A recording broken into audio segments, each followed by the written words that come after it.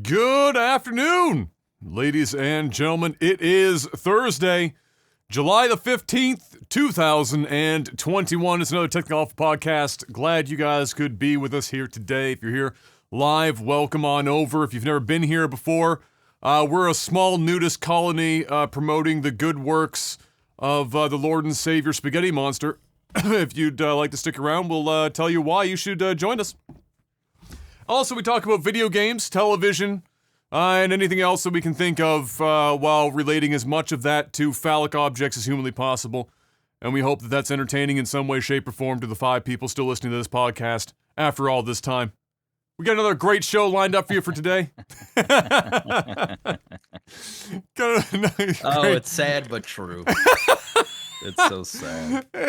Got another great show lined up for you today. There's a fair amount of news rolled in here in the last 24 hours, so we got some stuff. Let's stick to the big stuff here. What you got going on here, this is fucking insanity. Don't worry. Most of this Jesus is just Christ, man. Let's talk about the shit that people want to hear about because there's big news. So let's fucking talk about we're gonna talk. We're going to talk about that shit. I'm not going to go into depth on all this. I'm just like most of this stuff is I just mention that it exists. There's literally 10,000. There's literally 10,000 words here. Adam's got written up. I got to make up for it when the movie segment has nothing. But yeah, there's not very much. Some of this stuff is literally just mentioning that it's a thing. For example, well, actually no. Oh, whoa! You almost fucked me up. You almost got me off my rhythm, Mr. Black. Yep. I have to ask you the most important question of the week. How was your week? It's another week, man. It was another week. I low-key became a part-time streamer in the last week. So, took some days off, relaxed, got some sun. Well, I'm sure that's going to put a real big dent in your 400-hour streaming month. Did that. Went to the zoo. Been exercising, which has been nice. So I've been doing like 5 to 10K a day. That makes one of us. That's good. Outside of that, nothing. Putting a house up on the market next week on Monday. Exciting. And that's it. That's all that's happened. Thrilling. Same shit, different story. Amazing. For me, it was I got my 5.0, my 5G update rolled through. So I got that. That was last. When was that? That was on Monday. And so I've been more or less just dealing with the aftermath of that. I got it early in the day. It was like 11 in the morning or some shit. And I came home and I streamed for like 11 hours. And I felt fine. I didn't have any issues. Felt fine. And then I went to bed that night or whatever.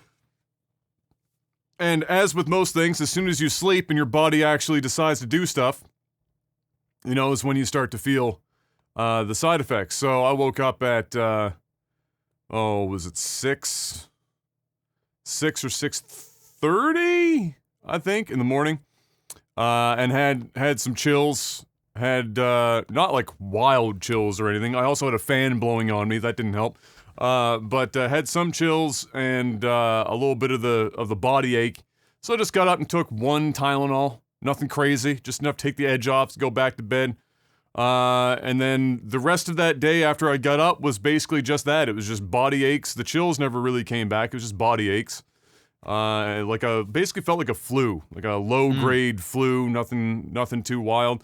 But enough that I didn't want to work, so I just sat on the couch and was bored for most of the day. And then the following day after that, despite only getting like 4 hours of sleep because I had to go pick up Em, no more body aches, nothing, all that was gone. And all I was left with was kind of like a really low, like background headache and fatigue. And that's kind of where I'm still at now. So this is the day after that. That's kind of where I'm still at now. I'm just tired. Yesterday I was going to try and stream because I was feeling so good sitting on the couch. And I was so fucking bored. I was like, my God, I can't sit on this couch another day. I need to fucking do something. And so, like, I did a little test run where I got up and I was at my desk here for about an hour and a half. And I was just tired after an hour and a half. And I was like, oh, well, I can't, I'll turn the stream on. I'll be streaming for 45 minutes. As soon as I start talking loud and I'm energetic and shit, I'm gonna be dead. So I'm just gonna get back on the couch and be bored. So that's what I did. I got back on the couch and hung out. And that was fine. Em was sleeping the day away because she had just got off her, like, 3 or whatever back shifts. So I played Astro's Playroom or whatever. It's the game that comes with the PS5. It's that little one that, like, it's basically a tech demo for their new controller, more or less. It's a platformer. If you've never seen any video of it, it's a platformer, and you go through, you're basically inside, like, a console type thing, and there are, I think, like, 5 total zones it was, honestly, legit, it's a fucking good video game. It's a fucking good video game. It's really good. It's simple, but it's, like, good simple. It's like you don't need every game to be fucking super complicated. It's just a really good, solid platformer that has a lot of features that you wouldn't expect. Like, for example, they've got, after you go through zones, it unlocks 2 time trial areas from those individual zones. One is like a pure platformer, which is just you with Astro, and then the other one is the more controller-specific segment for that zone. So, like, for example, one is like you're a mechanical monkey, and you're climbing up, but you're using the triggers and moving the controller to move the arms and stuff like that. For example, or there's one where you're a ball and you're using the trackpad to move yourself as the ball. And so I spent some time doing, like, time trials there, trying to get the best times because I was just bored as fuck. But really good game, so I played some of that. And other than that, today, same thing. I'm a little less tired. The podcast will be a really good gauge as to how well I'm doing, because we'll be up on my feet for a couple hours and talking loud and whatever, and using my energy up, and we'll see how I feel. But so far, that's pretty much it. It was body aches, the world's most mild headache. Like, enough of it, like, just reminding you that you had a brain kind of headache, and then just fatigue. You're just tired. You're just tired. Not, like, super exhausted, but tired enough that you wouldn't want to do anything. You might be okay if you, like, sit at your desk and do your stream. Whereas I have to stand. I was just, like, an hour and a half in. Yeah, no. I was donezo.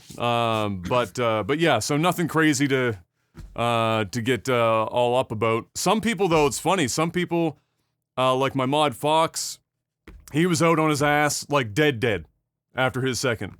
Or you could be like my parents, both of which had literally nothing. Dad came home, did yard work, woke up the next day at 6 o'clock in the morning, did more yard work the whole day, absolutely 0 symptoms whatsoever. Same with mom, which is probably good because they have to take care of my grandmother, so that was a bonus. But yeah, you never know what you're gonna get. It's like a fucking box of chocolates out there. You get that fucking second vax, wake up the next day and find out what you get. Let's talk about some video game stuff, Mr. Black, shall we? Final Fantasy XVI, it's the one that a lot of people like myself are looking forward to, mostly because Nomura doesn't have a hand on it. And Yoshi P, I believe, is instead the man closer to the top of that food chain. And so it's something to actually look forward to. We got a little bit of information, very minor. Main scenario is completed, and the English voice recording is almost done, but they're still not entirely sure if they're going to have something put together for us to see at the Tokyo Game Show. But there's hope yet. I'm sure we'll at least see, like, maybe another trailer, but I think what they're talking about is whether or not they'll have something playable for Tokyo Game Show, which we'll have to wait and see about. But I'm excited to see more of that because the first trailer was legit. I don't know if you remember even what was in that first trailer. It's been so long now since we watched it. But definitely looked like it wasn't edgelord anime, which was the first thing that made me happy. I don't need my Final Fantasy to continue to be edgelord anime. So I've got great hopes. Mr. Black, enormous Twitch drama. Whoa! Huge! Man with 100 viewers raids a woman's stream who gets excited about the fact that she got or rated by 100 viewers, but then passes the raid on because she was just finishing her stream. This happens all the time. It's the raider's curse. You gotta call it. So you're always gonna raid somebody literally in the last 35 seconds of that person's stream.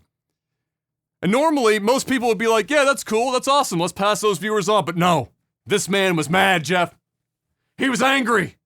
He was angry that the viewers weren't staying at the very specific female in which I guess he was trying to impress. So he got upset about it. He got a little upsetty in his spaghetti. He said he's gonna ruin her. Play with me, and I'll ruin you. You ain't that guy, bro. You ain't that guy, bro. You ain't that guy. I saw that video not the other day, like somebody used it as a reaction meme. You ain't that guy, bro. Something like that. Something like that. You ain't that guy, man. After she showed this to her stream later on, he threatened legal action. There you go, man. Hey. I don't think he knows how any of this works. I don't think so. It's okay, though. It's okay. Lauren. It's all right. Look, bro, he's got more streamers than, or more viewers than I do at this point. He's a big time player in the pool now. He knows what's up. Proving something we've known for a while now, after a crack removed the de novo DRM from Resident Evil Village. That's the most recent game. The game runs substantially better. So this has been something we've known for a while, that the de novo, which is like the anti-piracy, it's the application. For whatever reason, and I don't know, I know there's a video that somebody described or explained why it hurts performance so much, but it crushes performance for whatever reason.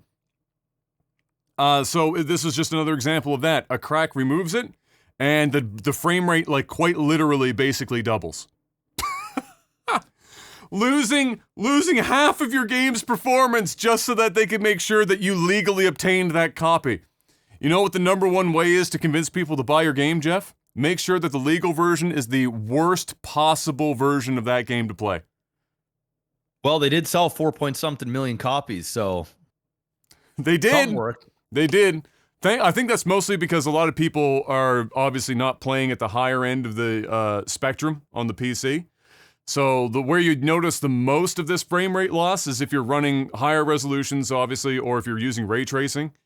Then you'd have like a huge fucking issue with it. But yeah, either way, shout outs to DRM for continuing to fuck on everyone needlessly. However, I will say this: having played and finished and reviewed that game, honestly, the ray tracing in that game is completely unnecessary. Like, don't think that it's gonna make the game look that much better. It just flat out doesn't. I went to like several different zones and I turned ray tracing on and off, and I stare at video fucking on, and I'm the biggest asshole on earth with video, and I struggled. If you A/B tested that in front of me and didn't tell me when it was on and off, I'd probably still be like, you know that picture of like the black woman girl? I mean, I'd be struggling to see any fucking difference. I wouldn't worry about it. I'd just leave that shit off and save yourself like fucking 80 frames a second on that. Ghostwire Tokyo, most known for, I always say this because it's the only way people remember what it is if they don't follow the game specifically. It's the one most known for being spooky, that like launched that girl's entire fucking development career for saying that. Yeah, so that got delayed until early 2022. They just announced that here the other day. Not surprising. That was like one of those games that was in that kind of COVID envelope. So I'm sure that played a pretty massive role in it, as well. So, big shocker there. But yeah, early 2022 for more spooky. Here we go, Mr. Black. This is one of the big heavy hitters this week. Oh. Super Smash Bros. Eat your heart out. Nickelodeon's coming for that ass. Nickelodeon All-Star Brawl was announced this week, Mr. Black. Coming this fall to last-gen and current-gen consoles. Want to throw down as Nigel Thornberry versus Danny Phantom and the Ninja Turtles? You can do that, Jeff. Not really that interested. There's a lot of people that are. The amount of Nigel Thornberry memes circulating the internet right now. Well, they're smashing, Mr. Black. Legitimately, these are my own notes. This is my own take on this. This legitimately has a chance of being a great game, having watched the trailer. And the fact that they have so much material to pull from. So many characters, so much material. If there was going to be something that came out with like a brawler type thing, this is definitely, a group of properties in which you could easily pull that off. With proper support and simply a functioning online multiplayer, which Smash Brothers does not have, they would be doing real well. And I think this is actually going to sell pretty well. They, in fact, also already noted that their online code is rollback based, which is exactly what the Smash community has been screaming at Nintendo to fucking put together for a long time. And after hearing about it for so long, the boys over there at Smash Bros. HQ came out and bitterly said, we just don't think rollback all that fucking hot. Our delay base is the shit, so stop asking for it. Japan. And everyone said, you're a fucking idiot, you don't know what rollback is. And then he just went off into the distance and continued to fucking Everybody not do said, it. you're a fucking idiot, but here, take my money anyway, because... Yeah. Because you Smash. What is your other option? Smash. You're gonna keep fucking buying your shit. You still hope that it's better. Is Nickelodeon All-Star Brawl. Nigel Thornberry versus anyone. I'm in. Make it happen. But yeah, it's got rollback for its online, which for any platform that supports it. So there might be some that don't support that. But rollback. And then there's a PC version coming as well. But rollback does mean that it will substantially feel better than Smash's delay-based netcode, for example, which I just mentioned the team bitterly, and I mean bitterly in an interview, doubled down on. It's confirmed launch roster so far. I will pull this up. If you want to know what rollback versus delay-based is, I can't remember the YouTuber that did it, but there is a very, very fucking comprehensive video that will tell you exactly why you want a game like this and Smash to have rollback based netcode versus delay based. Where's this list? So this is just what's in the trailer, I think, but which you can of course watch, but this is what's popped up if you don't want to watch it. Danny Phantom, that's got a lot of the youth's happy, Jeff. That was a cartoon that was after our time by a few years. Helga from Hey Arnold, that was in our pocket though. Leonardo, of course, from Teenage Mutant Ninja Turtles, as well as Michelangelo. Lincoln Loud from the Loud House. Lucy Loud from the Loud House. Nigel Thornberry is the one that everyone in the world is fucking talking about because it's fucking Nigel Thornberry. Blina from Real Monsters. That was a fire show as well. Patrick from SpongeBob as well as SpongeBob himself. Powdered Toast Man from Ren and Stimpy. Reptar from Rugrats. That's fire. Sandy Cheeks from SpongeBob as well. And Zim from Invader Zim, which is also pretty dope. And I suspect that if some of these characters are in it, then more than one character from some of these shows are going to show up. Like if Zim is in it, for example, then I'm sure fucking, what's the, oh my god, what's his name? The little fucking alien bro that's with Zim. I think it starts with a G. Anyway, it's a great fucking concept in that all you need to do to have a good brawler, really, is a big enough catalog of characters to pull from. That's his name. A big enough catalog of characters to pull from. Nickelodeon has a fucking enormous catalog to pull from to bring characters into the fold. So, short of them just really making the fighting dog shit, there's a good chance that this does relatively well. So I'm gonna follow this a little more closely than some and see how it all. Even though I'm not gonna likely play it because I'm a terrible fighting game player, but I'm very intrigued with how it all comes together. Because if there's something that I'd love to see, an esports scene in the fighting game community for Nickelodeon All-Stars. Let's do it. I want Doug. Okay, so lots of people asked for Doug. Here's the problem. You're gonna have to go toe-to-toe with the House of Mouse for Doug, because they own Doug now. So, while Doug originally aired on Nickelodeon, Disney now owns the one of the greatest fucking intro songs of all time. And unfortunately, Quail Man along with it. So that's unfortunately not likely to happen. Following that, oh yes, right, this could have gone along with my other Final Fantasy news. I meant to put all this in a single block, but Final Fantasy XIV, Mr. Black, already a pretty popular game, second only really to World of Warcraft, for a long while now. It's on an enormous surge. I don't know if you've noticed this on Twitch, but I mean, Asmongold by himself has been pulling down over 100,000 viewers a day playing Final Fantasy XIV, doing these new raids. Damn. Yeah, big dick energy. 100,000 on an MMO is no joke. So, anyway, it's already even before Asmongold been doing that, and obviously that has an effect on it. Final Fantasy XIV was on a major uptick earlier in the last couple weeks, breaking their concurrent player records twice in a single week. From as far as the Steam reports are concerned. However, obviously, Asmongold doing this and the rest of the Twitch guys that jump on it and pushing a lot of new players in as well is a factor. But it's so popular that it's actually managed to digitally sell out because they only have an X number of CD keys or game keys to roll with. More than likely because they don't want the servers to be over capacity. They're already mostly at capacity, and now even free trial players they have free trial up to level 60 or some shit, some fucking huge long free trial, are having a hard time getting into the games now because everything's just maxed. The game has just like hit an all-time popularity high. And some of this is also coming from the fact that there's more and more people stepping away from World of Warcraft.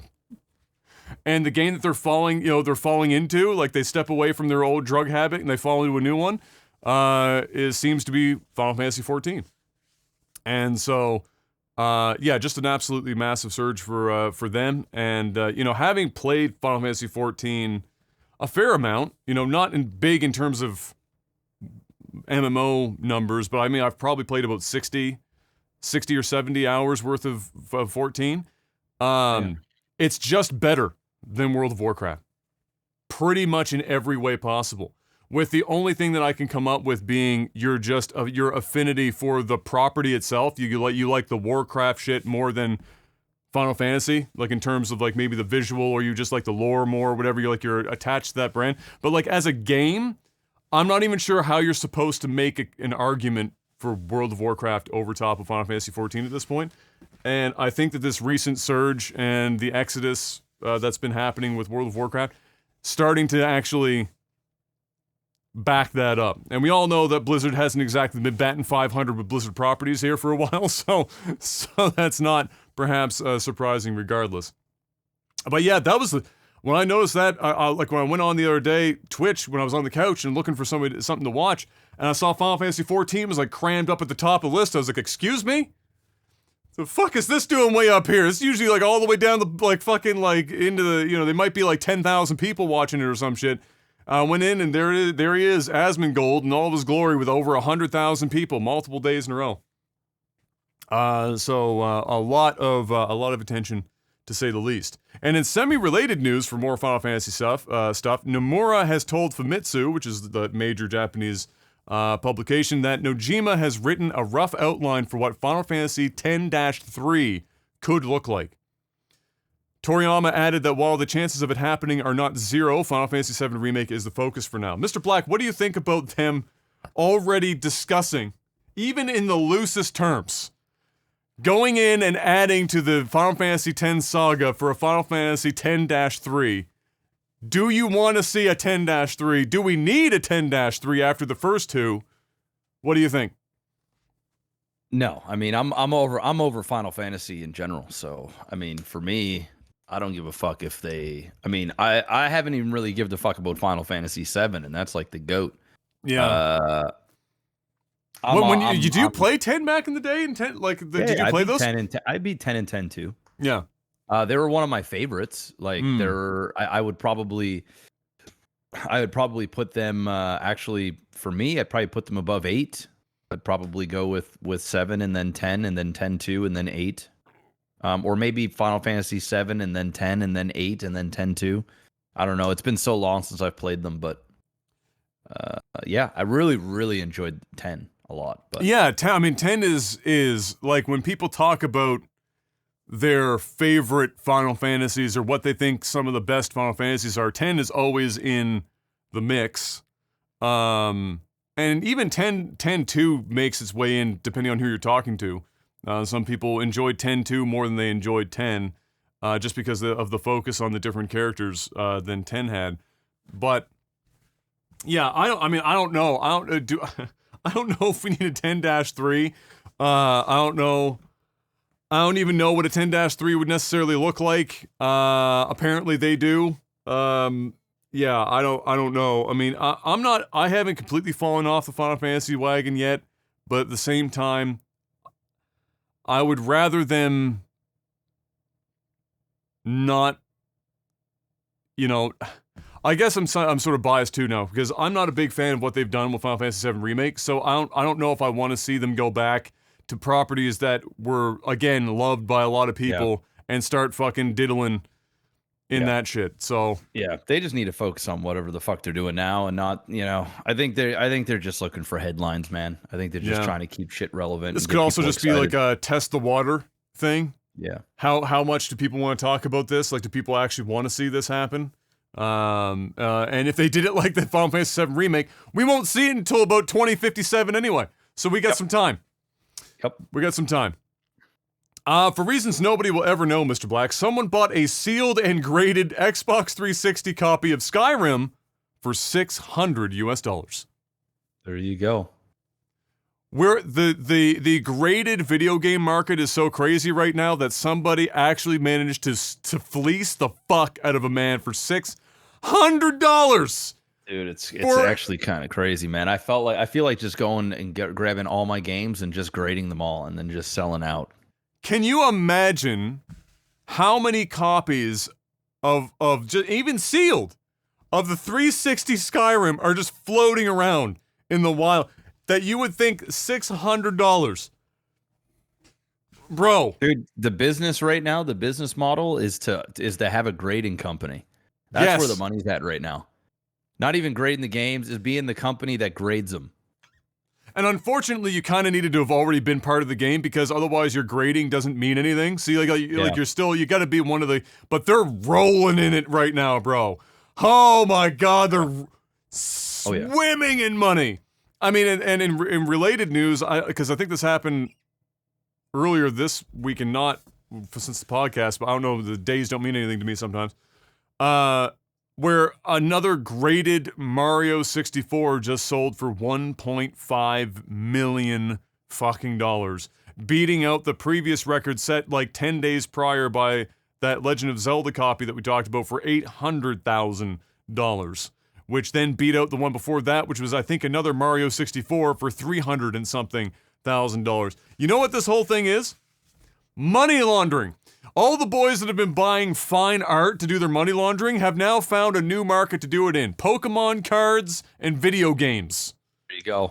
There is not a single copy of Mario 64 on Earth worth even remotely close to $1.5 million. You could maybe convince me that if you had the first original Mario Bros. Game off the fucking press, still in box and sealed, that was sitting in a Nintendo developer's home for the last fucking 45 years, that is worth $1.5 million. But you're gonna tell me a graded copy of Mario 64 that, like, even if it's low serial number, bro, stop the madness. You got cocaine money, black tar heroin, you looking to keep some of that shit maybe you're too deep in the Dogecoin earlier this year. Now you gotta hide that shit because the fucking US government's been coming for your shit. Buy into that hot Nintendo 64 box market for $1.5 million. Insane. Absolutely fucking crazy. But there you go. $600 for your sealed Skyrim. Crazy. Crazy. You know what I thought of when I saw this, though? Is Adam, the guy who ran the last game store until it sadly closed down last year. How salty is he right now? He missed the window by like fucking... Just barely. Just barely. He was sitting on a gold mine. Yep. Yep. Just start grading shit. Just start fucking sending stuff in. Absolute madness. Absolute fucking madness. But there you go. Where was I now that I've lost? Ah, yes, Netflix, Mr. Black. Another big news this week. Netflix, who had been rumored to be thinking about entering the gaming side of things for a while, and in fact dipping their toes in it a bit. I'm sure you remember they did some like choose your own adventure type stuff. Interactive thing. The interactive video type stuff. Has finally announced that they are indeed full-blown entering the game publishing market. Now, whether or not that means they're going to be going the way of Stadia, or if they're actually going to be doing, like, physical stuff, or a bit of column A, a bit of column B. And by physical, I just mean, like, not necessarily boxed games, but not Stadia-like streaming only, but, like, actually selling copies for local play. They're entering that market. And as early as next year, apparently. They picked up a former EA and Oculus executive to head this whole project up. And we'll just have to wait and see what comes out of it. I mean, as far as the streaming thing goes, while obviously streaming a video game isn't identical to streaming, pre-done video content, because, one's an on-demand versus a live service, they should still be able to, if they wanted to go that route, have pretty fucking good infrastructure to at least leapfrog off of. They just get the jump. They're not starting from zero necessarily. But I don't know. They've dabbled not just in the interactive stuff, but they've been spending a lot of time making shows for game properties like Castlevania, which, by the way, their shows for Castlevania are pretty fucking fire. Em's watched them. They're really well done. So they obviously do have quite an interest in this gaming side of things. What do you think they'll do, and what would you rather them do if they're going to go this route? Would you rather them try and do a Stadia type thing, or do you think they're better off waiting out on that for a bit and doing just a standard publishing thing and leveraging some of the licenses that they already seemingly have their hands on? Man, that's a loaded one. Do you think that they should do not really crazy AAA stuff for streaming games, but just start by doing some smaller scale games that are easy to stream and just add it in as a part of your Netflix subscription? Or do you think they're just going to charge more if you want to play games and watch? Well, from what I read is they're not planning to change the price, so it's just going to be added stuff that you can have. But with that being said, in 3 to 5 years, it's going to go up. It's going to go up, or maybe you'll have the options to just not partake in the video game side of things. Yeah. Dude, I just think it's a bad idea. Do you think they should just stay in their lane? Yeah. I think it's a bad idea in general. I think this is a juggernaut that is already swimming in billions of dollars in debt. Going, you know what? The streaming industry is moving quick. People are catching up. Like Disney Plus is absolutely going insane. I'm thinking that they just think that they need to do something that nobody else is doing. Diversify. Yeah, I think they're trying to add a little bit of extra value in that. And I can see, but I just don't see them creating any games that are going to be worthy of getting somebody like my attention and probably the vast majority of hardcore gamers. I think if you throw some games up there, whether they're mediocre to us or good, fun, casual, phone-like games on Netflix, I'm sure that there'll be an audience for it, especially if it's just there and it's free. People are just like, you know what? Fuck it. Let's go ahead and play. Maybe you can even play the game and play a movie at the same time. Who knows? The future is now. Like imagine you could be on your phone playing the game and then have on your TV have the show playing. Yeah. You know what I mean? Like being able to use both things simultaneously. I just, for them being a player in like the gaming sector, I don't think so. if they're going up against something like Stadia and they're playing that field where they're like, okay, you know what, we're going to do this whole cloud-based game stuff, which is what they will do to a degree anyway, because that's what Netflix is on, is the cloud. Yeah. So I don't think that they'll go the route of physical copies. I think that there'll be a demand that, hey, if you want to play your game, have Netflix. And the vast majority of the population has Netflix. So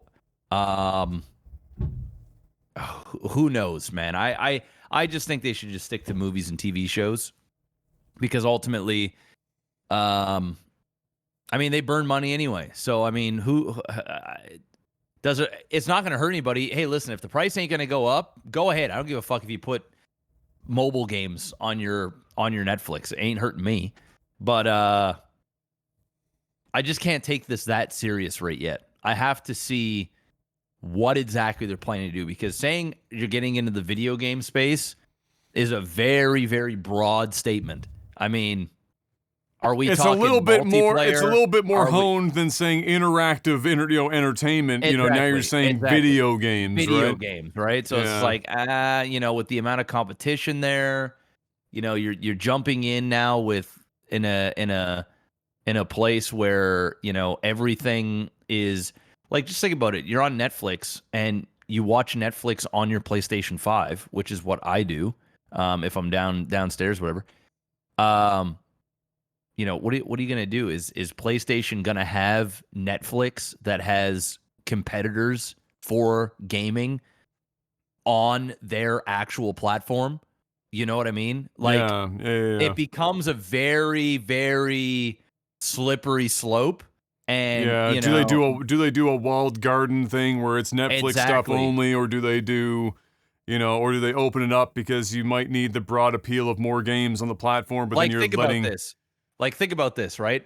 Netflix comes out with a video game and you're on your PlayStation. Yeah. You're going to use your PlayStation controller to play their video game. That doesn't make any sense. Like, it doesn't make any sense for Sony, more so than it does for Netflix, because Netflix is like, whatever, Netflix is going to need their own controller, so they're going to have to come out with a piece of hardware, period. So either that, or it's going to be paired to your mobile phone, and you're only going to be able to play it on mobile. There's no way in fuck Xbox and Sony are going to greenlight them being able to play games on Netflix on their consoles. It just doesn't make sense. As a video streaming platform, okay, yeah, sure, have the app on there. But now you're going to have basically millions of consoles, tens of millions of consoles that can suddenly, you can just pick up your controller and play. And there's no way in fuck Netflix is going to pay them whatever licensing fee that they want to use to have their likeness used. And then you're talking, well, what does it play better on? Does it play better on the PlayStation, or does it play better on the Xbox? It's too broad. It's too much of a hey, we're getting to games. Oh, how? What? How? Like, that's the question. How are you going to create a Netflix console where it's like, hey, this is your streaming, this is where you get your movies. You can download some of the movies right on this. Travel. You got a controller for it. Are they getting into the console war? Because the way I look at it right now, what else are you gonna do? The only thing you could do is use your phone. So I think you're onto something there. I didn't think too far into it, because, like you said, it's super broad. Like, we don't know. So it's all so crazy speculative. But what you've said there, I think, is if you were going to try and guess, is the route to go. If you're getting into, so a couple of things. One, the guy that they hired, he was an exec at EA and for Oculus. But if you look at, like, the games that he was heading up or whatever game, like, he was actually at the head of, it's not like he's not coming from, like, a huge pedigree from that perspective. So they're going to need more people that I'm going to need to know what they did before I have any hope of this being, like, a certain degree of quality. The other thing is that I think it makes more sense for them to simply, if you're going to get into this, I think they just go standard publishing route and just fork up the money to bring in some developers to make some games and sell them on Steam or wherever the fuck else they want to sell them, and to be a natural, regular ass publisher. Don't try and do the thing where you're going to sell your own controller so that it can match up with your service so that you can stream games over the Netflix. Maybe consider that in the future, but I wouldn't do it right now. I mean, unless they're looking at this as just another way to get rounds of funding, just to have more money come in and just say, hey guys, have you ever heard of Google Stadia? Whoa, let me tell you about Netflix Stadia. Coming soon, you can stream games on Netflix and then watch Stranger Things. So, I don't know. I think if I was in their shoes, I would just go regular publisher route. Like you said, they have the money, they're burning it anyway. Their easiest way to make it would be to simply bring on a couple of smaller devs that are making pretty good games right now and dip their toes in the water that way, and then worry about putting those games on the service to stream later. Get the games available elsewhere first, and then if you want to add the convenience factor of streaming it over your Netflix service in the future, do that. But I wouldn't start with it necessarily unless you've got some big fucking testicles and you're going to go all in on this shit and probably fail like Stadia did. Because if you think that as Netflix, you're going to somehow manage to do better and break into the market better than the juggernaut Google did, you're wrong. No, it's not going to happen. So I would stick to that. The other option is mobile type games. Where you're already, dealing with, from a streaming perspective, mobile makes more sense anyway. And then also they're smaller and less expensive, but also make a higher margin of return more often than not. You've got also, Apple's store doing that game that's like from the Final Fantasy creators that's exclusive to Apple. Apple's platform. You could go a route like that if you wanted to, where it's exclusive to the Netflix platform, but a mobile game being streamed is a lot easier than trying to stream a AAA fucking video game to the home, and then just play it on your phone or as the controller, like you said. Attach your account to it, play the shit on your phone. And if you wanted to, you could fucking put it up on the TV and just use the phone as a controller or something. But that's all like a lot of like that just seems like too much friction. Just for me, be a publisher, publish regular ass fucking video games. If that's how you want to get into it. Pick your projects wisely, and then while you're doing that, field the idea of streaming those projects in the future on the Netflix platform when it's actually viable. Because right now, and Netflix would know. They'd look at their own data and see what resolution and data that people are able to pull from their platform on average. And they're not going to see numbers that are going to likely be good enough to stream video games. Dude, I think this shit's gonna fail, man. As much as I love me some Netflix, I agree with you. Ultimately, I think they should avoid the shit and just stick to Netflix. They're gonna burn money here. Yeah. It's what they do. So they're gonna burn money, and I think it's gonna fall flat on its face. I'd love to be proven wrong, but this ain't it. You are not Blockbuster. All right, this is not. You're better than that. This ain't it, bro. This ain't it. No. This ain't it. No. I'm sorry. It's just not it. Well, they're gonna fuck around and then they're gonna find out. So we're gonna find out with them. Yep. Just how well that goes. If I was investing in Netflix right now and I had stock in Netflix, I would be like, I'm not sure how I feel. Can we vote on this, guys? Can we maybe? I'd be like, guys, I'm not 100% sure that this is going to work out, but okay, we'll see. Next up, Battlefield 2042 put out quite an extensive blog this week outlining several questions that were asked about the game so far, and to just, of course, flesh out a little bit more beyond the trailer that they had, or trailers, I should say, that they had shown off thus far. As we were approaching the next, I think it's the 22nd. I think it's a week from, of course, it's a Thursday, because, it's never not a Thursday. When they show off more. But most interesting of this whole blog post was the talk about the crossplay functionality. Because when we talked about this last, and the concept of the older consoles only having like a max of 64 players on the map versus the newer ones getting basically double that in the PC, of course.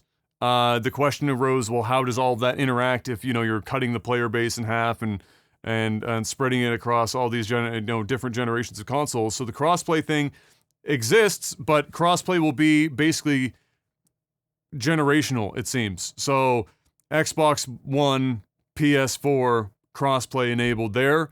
They can play amongst themselves, add, the player base can be expanded that way. And then new generation consoles, crossplay, and also with the PC, because that's they're all capable of the same thing, with crossplay there. So that's sensibly what most people would have likely guessed to be the case, and that is in fact what is going down in that regard. And also of note, they'll be backfilling servers with AI opponents to ensure that the big team fight action stays constant, with real players having priority over the AI players. So this is like an instance where we talked about this. The trade-off when players ask for bigger and bigger lobbies, and they're like, "Man, we had like X number of players in like 2004. Why can't we possibly have like all these players?" And like, the answer is, even with a massive player base, you're still going to have instances where servers are not going to be able to be even close to capacity for like a certain lobby, or not a server, but a lobby. So if you ask for, I want a lobby with 512 players, well, I'm sure they could fucking pull that off on PC, but the problem is you'd need to be able to consistently have that lobby be full of almost its maximum capacity to fill the map that they've built for 512 players, for it to not feel like dead game where you're just running around the map and not seeing anyone. So they're solving that very same issue, even with the sizes of the lobbies that they have in this one, with backfilling it with some AI. And then, of course, players that are looking for matches and stuff will take priority and fill those AI slots as time rolls on. And so that's just sensible. I think it's good because, again, for Battlefield, like they're mentioning, it is a different flow of game where you can hop into the game at any given time because points are being taken and the battle really shifts around the map quite a bit, and you don't want dead air. Like, Battlefield has to feel like a battlefield at all times. When you're playing Battlefield, shit's exploding constantly. I don't mind that. I don't mind downtime. Like, I don't need this. Well, do you really want to be like running through like what was desolate like not long ago, and now there's not a single bullet, there's no action anywhere, you're just kind of like running through because there's not enough players in the lobby? Well, I mean, that sounds like it's their problem. Well, that's their solution to their problem. Because Titanfall 2 did the same thing, and they had a way smaller lobby than 128 players. Yeah, I mean, I don't know, man. This doesn't add to my confidence for Battlefield. It doesn't. I mean, obviously, this isn't a Realm Royale where, there's literally no players, but at the same time, let's be real here. Let's be real. Give this game 2 weeks, man, and the player base is going to drop. Give it 1 month, it's going to drop. It's going to drop bad. And, what is left? It's going to be probably 75% AI and 25% real players. Jesus, that is a grim outlook. You're okay. So a month in, we're going 25% players in a lobby, 75% AI. Judging for how poorly the last Battlefields have done, yes. Yes. I'm going by what has happened in the last couple of Battlefields, and they weren't good. They were not well received. People did not play that game. It died quickly. And it'll be even worse is if people get in there and they feel like they're getting their kill streaks and their fucking KDAs off bots, and it ain't gonna feel good. It's gonna be easy. It's gonna be boring. And what this sounds like, this sounds like they're biting off more than they can chew. And what they should do is, if they were really that worried, is they should, depending on how many players are in the game, they should close the map. They should squeeze it in. So if 300 players get in, make the map a little bit smaller.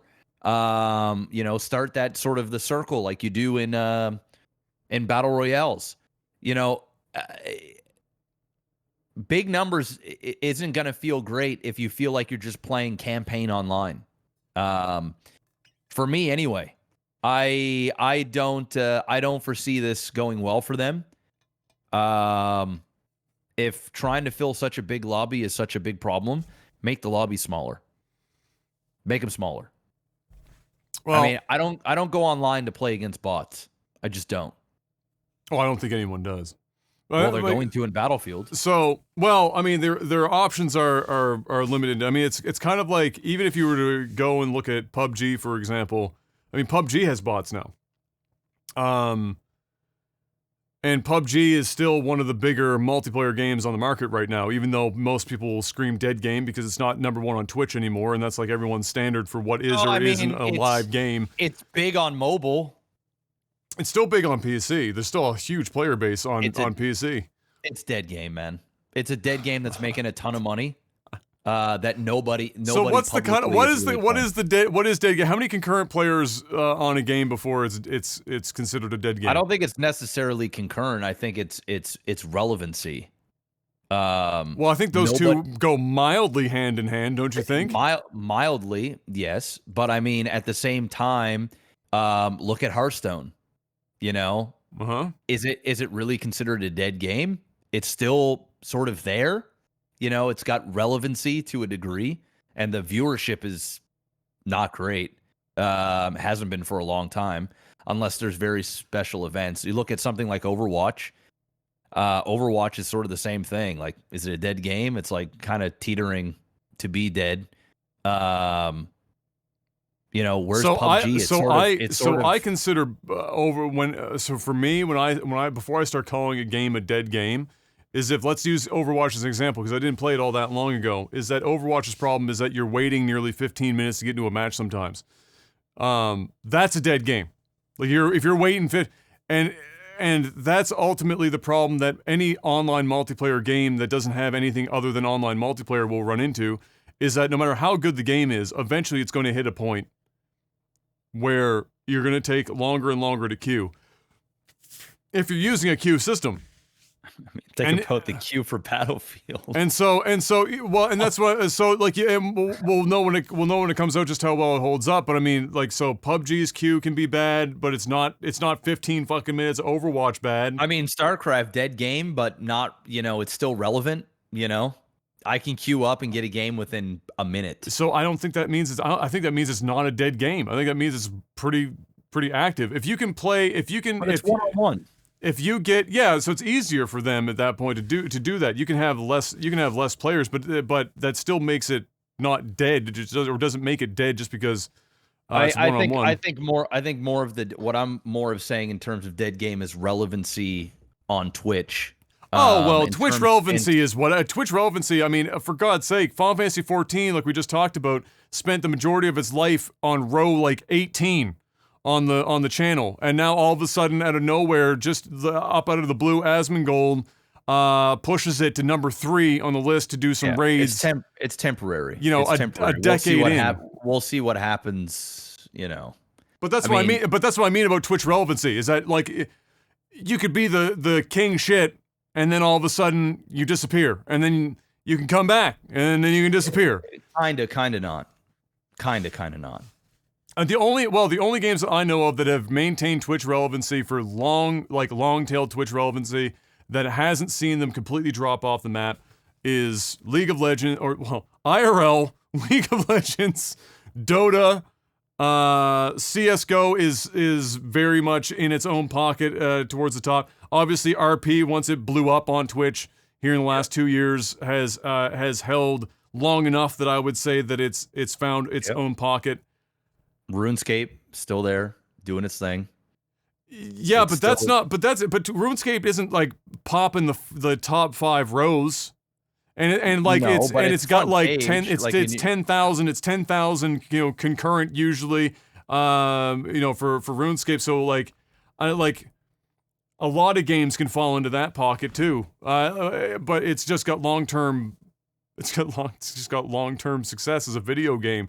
But if you look at the number of people playing some of these games, Twitch relevancy is not always the marker. I mean, there are lots of games that are still quite popular that aren't popular on Twitch, just because they're not fun to watch. Like Path of Exile is a fucking enormous game. There's tons and tons of people playing that shit. Quite a few streamers play it too. They do, but the numbers aren't. RuneScape. But the numbers aren't fucking huge.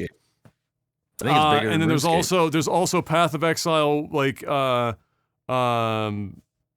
other one from that's similar to Path of Exile, fucking fuck.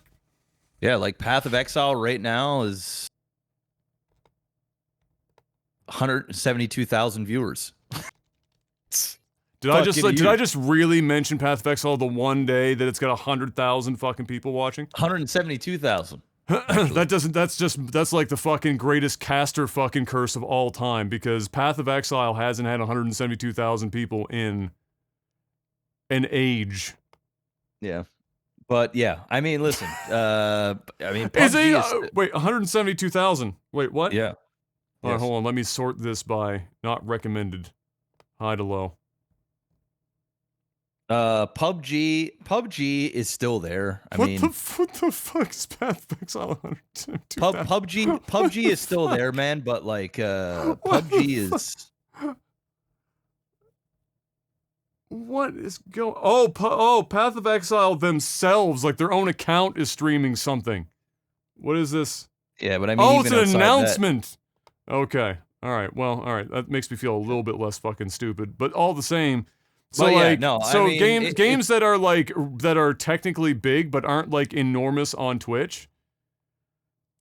I mean, Jesus, There's not a lot of them. There's not a lot of them. There's not a lot. There's not. Sea of Thieves only pops off if you got like a couple of like when someone plays mainers. it, you know, someone fucking plays it, or you know, another. Then it's way up the list. Otherwise, it's kind of there. You know, that's like one of those purgatory games, like Sea of Thieves. But Sea of Thieves is a monstrous game, like in terms of player base. Yeah, of course. But I'm not talking about that. I mean, PUBG is a massive fan base. I mean, there are a lot of people that play PUBG, but I'm talking about in the realm of Twitch relevancy. Yes. Yeah. So what I'm saying is that it doesn't have to be relevant on Twitch for it to not be like if it's not relevant on Twitch, what I'm saying is I don't automatically call it a dead game, and a lot of people immediately just dude. Let's keep it real, bro. Let's just keep it 100 here. Battlefield is not Call of Duty. All right. So when that game dies on Twitch, that game dies around the world. Period.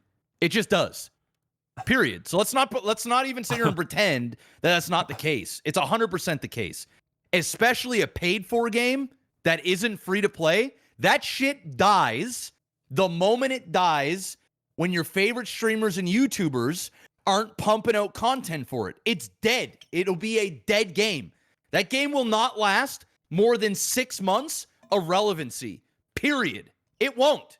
People won't even think about that game in 6 months. You know what they will think about? They'll think about Call of Duty. They will go back and play Call of Duty. Because that's, right now, Battlefield is going to act as the game that people buy and play because they're tired of playing Call of Duty.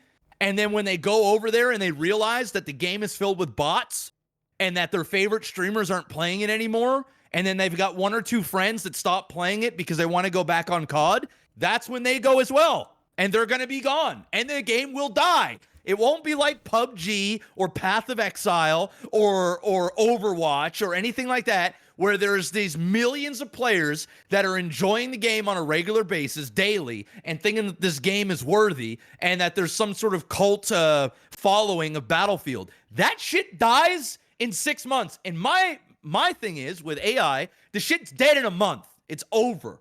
It's over. That game's going to have to come out and suck the nutsack of every gamer so hard and cradle the balls like a sack's underwear and just do things that we have never seen before in order for this to last more than 3 months. Like, that is best case scenario for Battlefield. This is not a long-term play for Battlefield. This is, let's make a fuck ton of money right now while we sell this game, and then we'll put it on sale in a month or 2 months when this game is dog shit, and we'll sell some more, and then we're going to move on to the next Battlefield project. That's what's going to happen. I'm calling it. I'm Miss Cleo. The game will be dead. Twitch relevancy, and when it dies on Twitch, it dies. It's dead. It's over. It ain't COD. This ain't Halo. And even Halo. Halo's not Halo, even bro. Halo. Halo's not even Halo. Halo's got... Even Halo. You know what, dude? Halo gonna die before Battlefield does. I don't think so. I think this new Halo is going to have way more longevity than Battlefield. You want to know why the new Halo's probably gonna die first? Because it's free to play and it's going to be full of fucking hackers. And the moment that people get their hands on Halo with hackers... Come on, it's going to happen with Battlefield, man. It's going to happen with Battlefield. It's going to be way less. You know why? Because you have to pay for Battlefield. You don't have to pay $80. Oh, it will to play Halo. Halo is going to be hacked into the fucking dirt. Yep, but it will last longer than Battlefield by far, bro. I actually can see Halo lasting about a full year of relevancy if it's a good game. Halo will turn into what Apex is today. Well, the thing is that Halo's last couple of games, if we're going to say Battlefield's last couple of games were shit, because they were, Halo's last couple of games were shit. Yeah, but they weren't free to play. They weren't completely cross-playable and bringing it back to the whole, like, the old school Halo stuff. And let's be real, man. The people are desperate for the old Halo. I mean, when they announced Halo 2, Halo 3 remakes or whatever, and that little fucking collector's thing, everybody got excited, and people have short-term memory loss. So they're going to go into this. And if it can scratch, and I will say this Halo, I've been a Halo hater on this podcast for like 2 years. I think Halo looks like it's going to be great. I think the hackers are just going to fuck it right up. Oh yeah, they're gonna try, and they will succeed to a degree for sure. I think a lot of people are gonna play this game. They're gonna love it, and then they're gonna start complaining about hacking, and then it'll take a big step back. Then they'll fix it. Then it'll get hacked again, and it'll be like that. It's like that in almost every shooter. Apex went through the exact same thing, and I think ultimately Apex is still dealing with hackers. Yeah. I mean, it's just the way it is.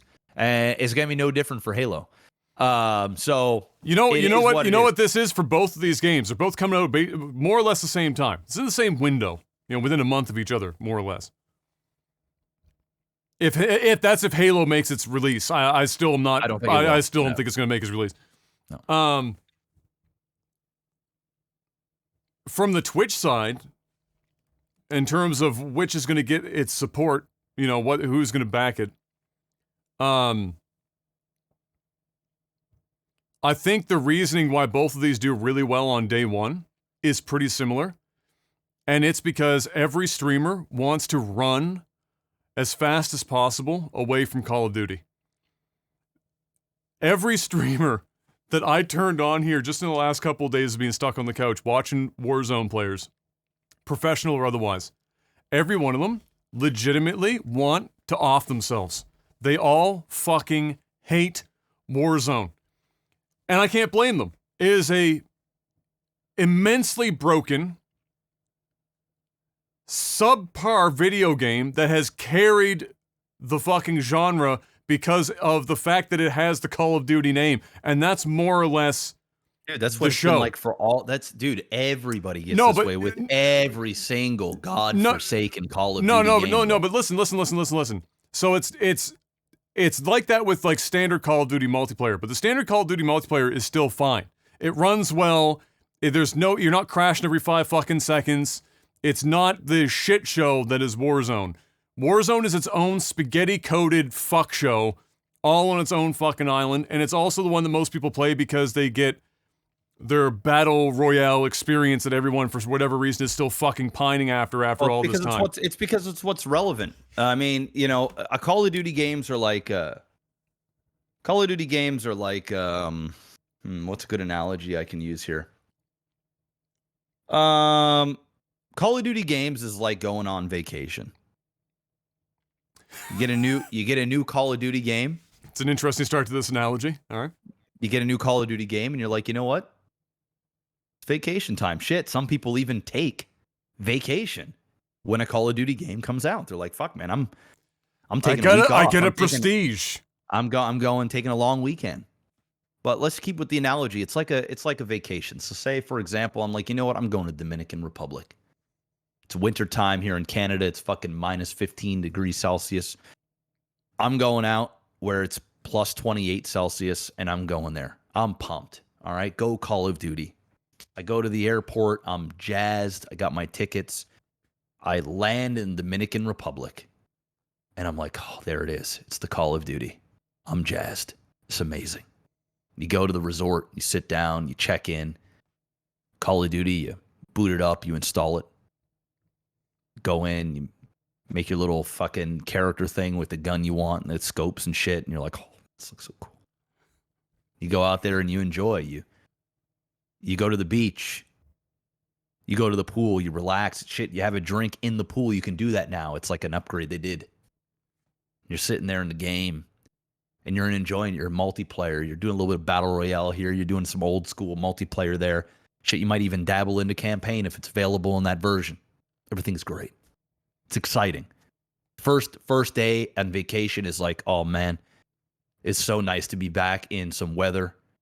It's beautiful. Yeah, sure, it was cloudy for like 2 hours of the day, but I can deal with cloud. You know? Yeah, I had to deal with some cucks on the online. I can deal with a couple of cucks. Next day rolls around. Now you've had some time to acclimate. You're waking up. Now you're going to the all-you-can-eat buffet, and you realize very quickly when you wake up that it is bland food. And you tell yourself, well, it is Dominican Republic. We're not in Canada anymore, and their ingredients and stuff are just not as good as what I have it. Same with Call of Duty. You're like, you know what? These maps aren't really, they're not cutting it, but you know what? I like sunshine, and it's not Canada, so I'm still okay. I'm still enjoying myself here. I can let these couple of things slide. Day 3 comes. Now, day 3 isn't a very important day because day 3, you're fully acclimated. The sunshine now doesn't really. You wake up and you're not like, oh, it's a beautiful day outside, because you already know it's going to be pretty fucking nice. You're in Dominican Republic, so you don't really care about the sun anymore. But now it's cloudy for like 6 of the hours with a chance of rain, and you really want to book an excursion, and you don't want to go when it's raining. So you decide, you know what, maybe we'll do it tomorrow, the next day. We're still here for 3 more days. It's okay. So now you're playing your Call of Duty. It's day 3.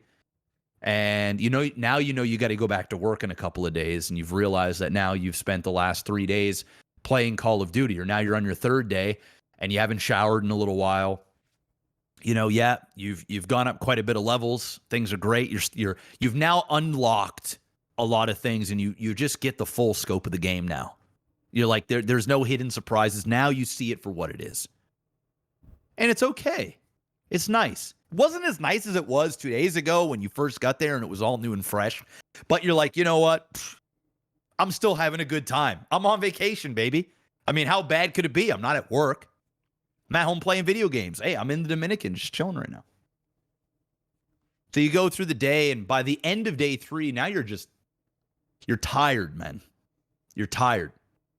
That 3 days of bland food is starting to get to you. You're a little constipated. You know, you've got burns on your shoulders because you forgot to apply enough sunscreen. You know, make the analogy, you know, you're playing the game, and you've just dealt with so many assholes now, camping cucks. You played the same map for 8 hours straight. And although it's like, okay, I'm getting my Call of Duty, and I had a few great games where I was like 20 kills and 3 deaths. I'm feeling like I'm God, you know? I had a few of those moments. It's nice. It's great. But it's starting to get to you a little bit. It's been a long 3 days.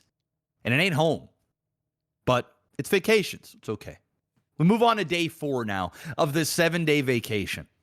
Now, day 4... Are we going through all 7 days in this analogy? Because this shit is... Hey, listen, man. If I can listen to you go on, No, I just want to make sure we know how long this analogy is going to be. Hey, I might just take us to 7 days. I haven't All right, decided yet. I got to say, hey, I got a I was problem. about to say, hey, day 4 and day 5 are very similar Okay. to day 3. All right. Okay. All right, day 4 and day 5 are very similar to day 3. Almost identical, but now it's been 3 days of the same. So now what used to really feel good now kind of feels a little bit more of a chore. Now it's starting to feel like, okay, man, it's so fucking hot. It's like, oh my God, man, this buffet just hasn't changed in 4 fucking days. The nightly entertainment is so bland and bad that, like, I'm just opting to not go there.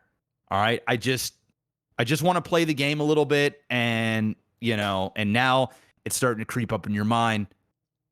I'm ready to go home. This is where day 6 happens.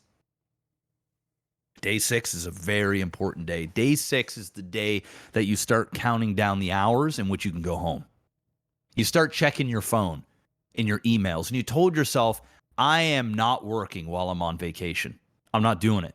But now you're just not having a great time. You're over it. You've experienced the vacation now. You're ready to go home. So you start looking at the emails. You start answering the emails. Shit, you start paying the lobby $10 an hour USD to get okay Wi-Fi so that you can actually check your email. And then you start watching streamers on vacation. What am I doing? Meanwhile, you're playing Call of Duty. It's day 6. You start asking yourself, why am I even playing this fucking game? It's the same as the last one. What has really changed? It's fucking dog shit. This is literally the last game, except worse. With better kill streaks, maybe. Feels better when you shoot somebody. I don't know what they did there, but they did something. Feels better. It still doesn't feel great. I'm over it. I want to go home. I want to go back to work now. Actually, I don't want to go back to work, but I don't want to do this. I want to go play a different game. Day 7 of the vacation comes. All right? Your bags were packed. Day 6. You don't have to pack. You're ready to go the fuck home. And now you're salty because you know you're going to have to do 11 hours of travel, and you're going to be like 3 hours behind, and you got to go back to work. Call of Duty, day 7. You're over it. I'm done. This is fucking dumb. My boys and my gals that play this game, they stopped on day 5. They're already over it. But I lasted to day 7 because I'm committed. Because I'm damn good at this game, and I got a point to prove. Day 7 comes, it's over. Now, instead of playing the game, you turn it on for an hour in the morning, you play 2 games, and you shut it the fuck off. And you go fuck off. You go travel back home. And then you're over it. Call of Duty is essentially that. Call of Duty is like a vacation. Now, it might have been 7 days, 1 month, 3 months, 6 months. For layman's terms, in terms of the shelf life of Call of Duty, it usually lasts about 6 months to a year, most, because you got to basically play that one. So once you get to 6 months, you're over it. And you know what Call of Duty does? They announce another game because they know these motherfuckers can only handle this game for like 1 year, and then we need to go get another one. And if the game is doing okay, like it's doing well, maybe we can stretch it to 2 years. Maybe. If we're onto something here. That's what Call of Duty is. Battlefield and Halo, they aren't that. So when these games do bad, it's over. Because what the Call of Duty people can say is, you know what? I had my run. It was okay until it wasn't. Now it's bad. And now they know, like an iPhone, there's going to be another one, and they're going to start the process over again. And what they get, they love the game so much. They love the idea of their game so much that they're willing to go on that vacation again. And they get excited for it. And then when they go on it, proceed down from day 1 through day 5 or day 7. That's your Call of Duty experience. It's like going on vacation. So, I like the analogy. Thank you. I'm going to modify it just a little bit. Okay. Nothing crazy. I'm going to call Call of Duty home. Okay. Okay? All right. And then I'm going to call every other first-person shooter that comes out that allows you to escape home the Vacation to the Dominican Republic. And then file everything else that you just said into that. Because everyone's trying to escape Call of Duty, but it's also home. It's the one that does just enough right, and it feels so familiar because they've been doing it since 2005. Yep. That's the default. They've got it ingrained so deeply in every fucking 18 or 16 to 35-year-old's mind that Call of Duty is the default, that it represents home. It's where you go back to after you've gone away. And so many people, some people have gotten to the point now where they're going to the Dominican partially for the vacation, but they've also had a little talk with a significant other that said, "Hey, honey, now I know we've been to the Dominican a couple times, really enjoy ourselves, but hear me out. Maybe we can actually just stay here now. Maybe we can, you know, the cost of living here, way lower. And we're living in paradise, right? It's possible. Yeah, we might get tired of it, but maybe we just maybe we don't go home after this. I'll telecommute. I'll just stay here now." I think there's a lot of people that are now 5 Dominican vacations deep looking to escape home and stay somewhere. And right now, the two that everyone's talking about are Battlefield 2042 and Halo Infinite. I got an even better one, Adam. I'm going to modify what you said just a little bit. Okay, all right. Here we go. Home is home. Every other game Okay. is the Dominican Republic. Yeah, okay. But instead of going to the Dominican Republic and making it your new home, such as a Halo or any other game, Okay. like the Thirsty Cougars, like the 90-Day Fiancés, you go there to find love, to bring home to you. And you bring a piece of that place into your home. Okay. So that you don't have to change scenery. Okay. But you have a new lover. Okay. And sometimes, sometimes that lover leaves the house, goes to work. Sometimes you have to do a little deceit. Where's this going? And sometimes you need to dip your dong back in Call of Duty just to try it out, to see if it's changed. Is Call or of not. Duty like an old ex that you just like occasionally go back to remember what the sex was like? Just like that, like an ex. She texts you. She hits you on, she slides in your DM. She's like, "Hey, I've been thinking about you." And you realize that the piece that you brought home from the Dominican is out working hard because they're appreciative of actually being in first world country. And they're working hard. That's what they do, man. They bust their ass. They bust their ass. And they out there busting their ass for your household. But then you realize, you know what? Sometimes I got to go and stick my dick in crazy. And that's Call of Duty. And then you realize that you made a mistake. The number one rule in life is what, Jeff? Never stick your dick in crazy. You realize you made a mistake. Your good dick comes home. And you never tell your good dick that you went on the other side there because you're going to lose a good thing. You just never do it again until the next one comes out, till the next DM slides in. That's what I'm going to add. There you go, ladies and gentlemen. That's it. Call of Duty, the abusive ex that had great sex, but you never stick your dick in crazy, but you do it anyway. Yep. You know it's a bad idea. You know you're risking several diseases to do it, but you But do you it still anyway. And you raw dog it. You don't Yeah. even use protection. Nothing. Like you're just so excited, Nothing. and you know it's so wrong, but you just like, oh, you just go in. You just go in, and then you got an itch at the end, and you're like, fuck, why did I stick my dick in crazy? You go to the doctors, and they say, hey, it's just fine. You get a yeast infection. It's okay. Put some cream on it. You'll be all right. You're like, yes! Yes! I dodged a bullet. I'll never do it again. Wait a minute. Does that mean the Battlefield 2042 is the Canestin of It is this? the Canestin. It is the Canestin. It's the cream. It's the cream to get rid of the Call of Duty clap. Itch. Yes, that's what it is, man. That's what it is. And unfortunately, that is not going to be powerful enough for this yeast infection. This shit is, that'll get rid of symptoms for 30 days. After 30 days, It's coming back. you become immune. Okay, know? so wait, no. So Call of Duty's actually giving you herpes.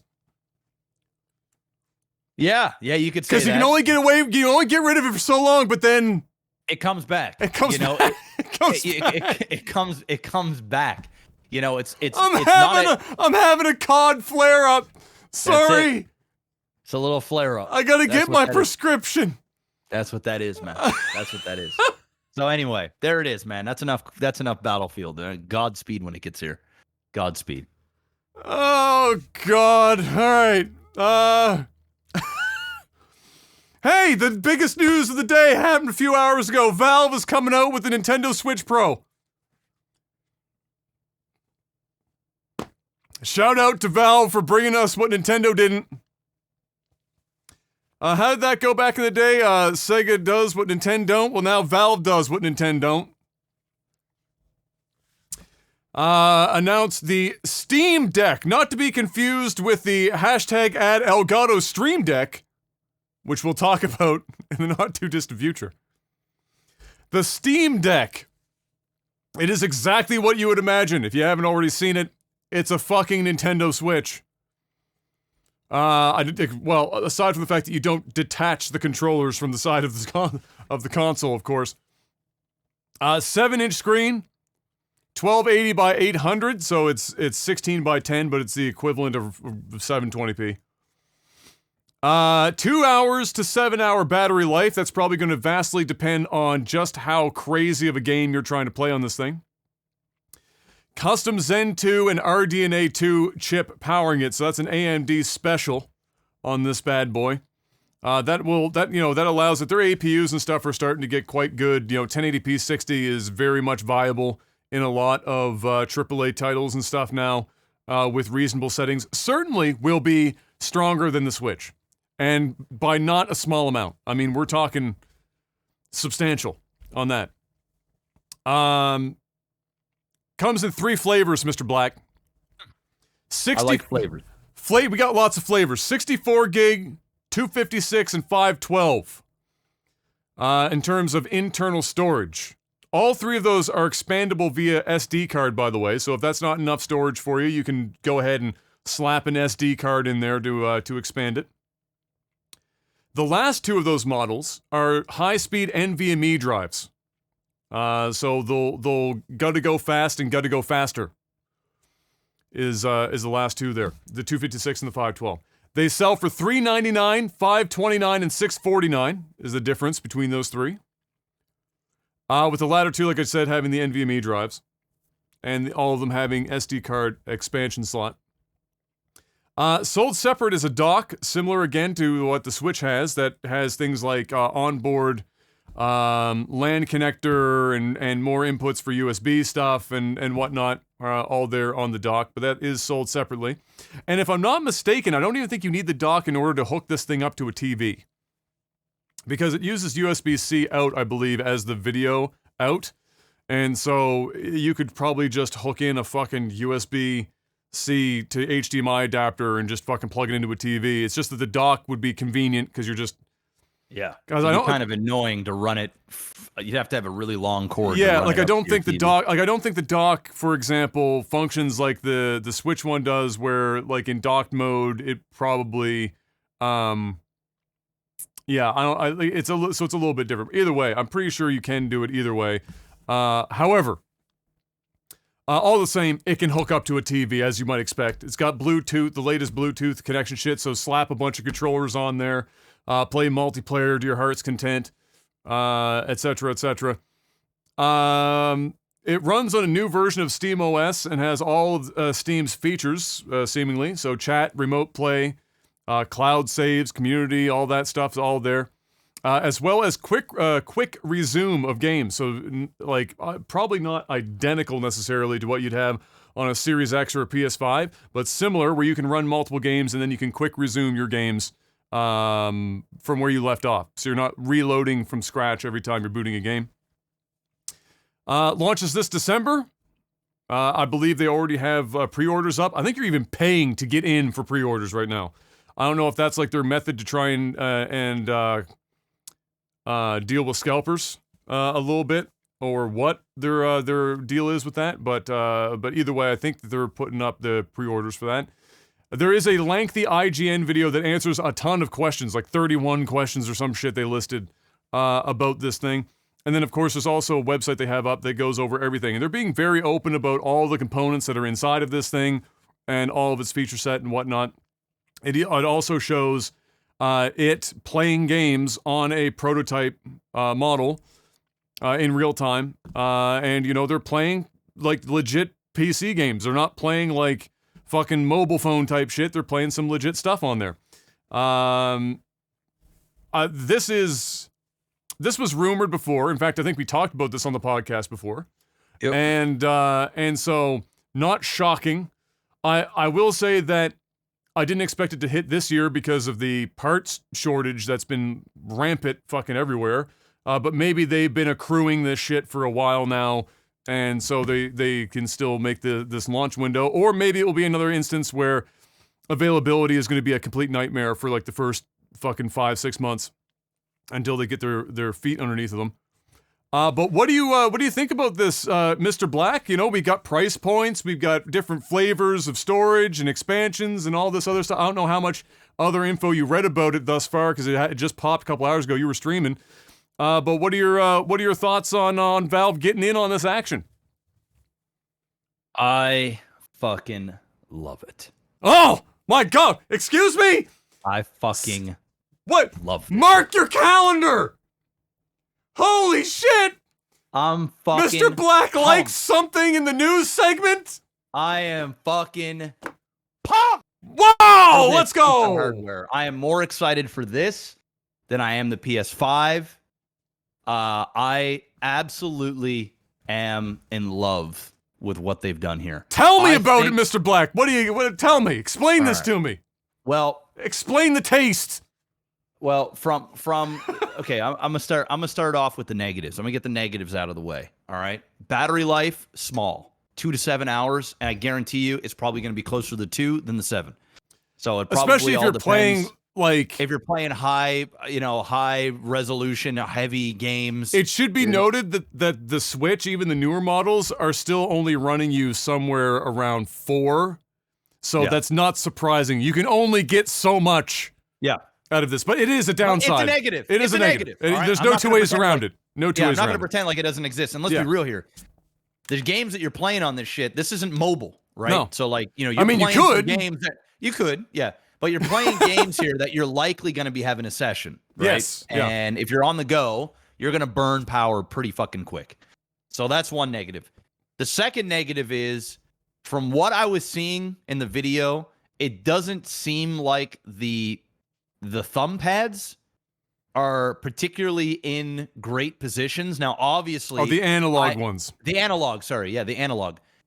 Obviously, I haven't played it, so I can't really say for sure, but I feel as though it just looks... It actually resembles a sleeker, modern Game Gear. That's what it looks like. And that isn't necessarily a good thing. I do like the buttons they have on the back. They seem like they're going to be easy to click with your fingers.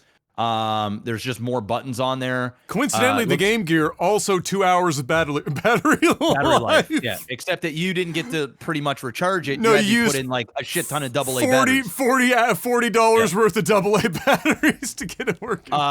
So that one is to be determined because I won't really know until I use it. It looks like they got some nice like sensor pads there on the sides for. So those are the same as what's on the Steam controller.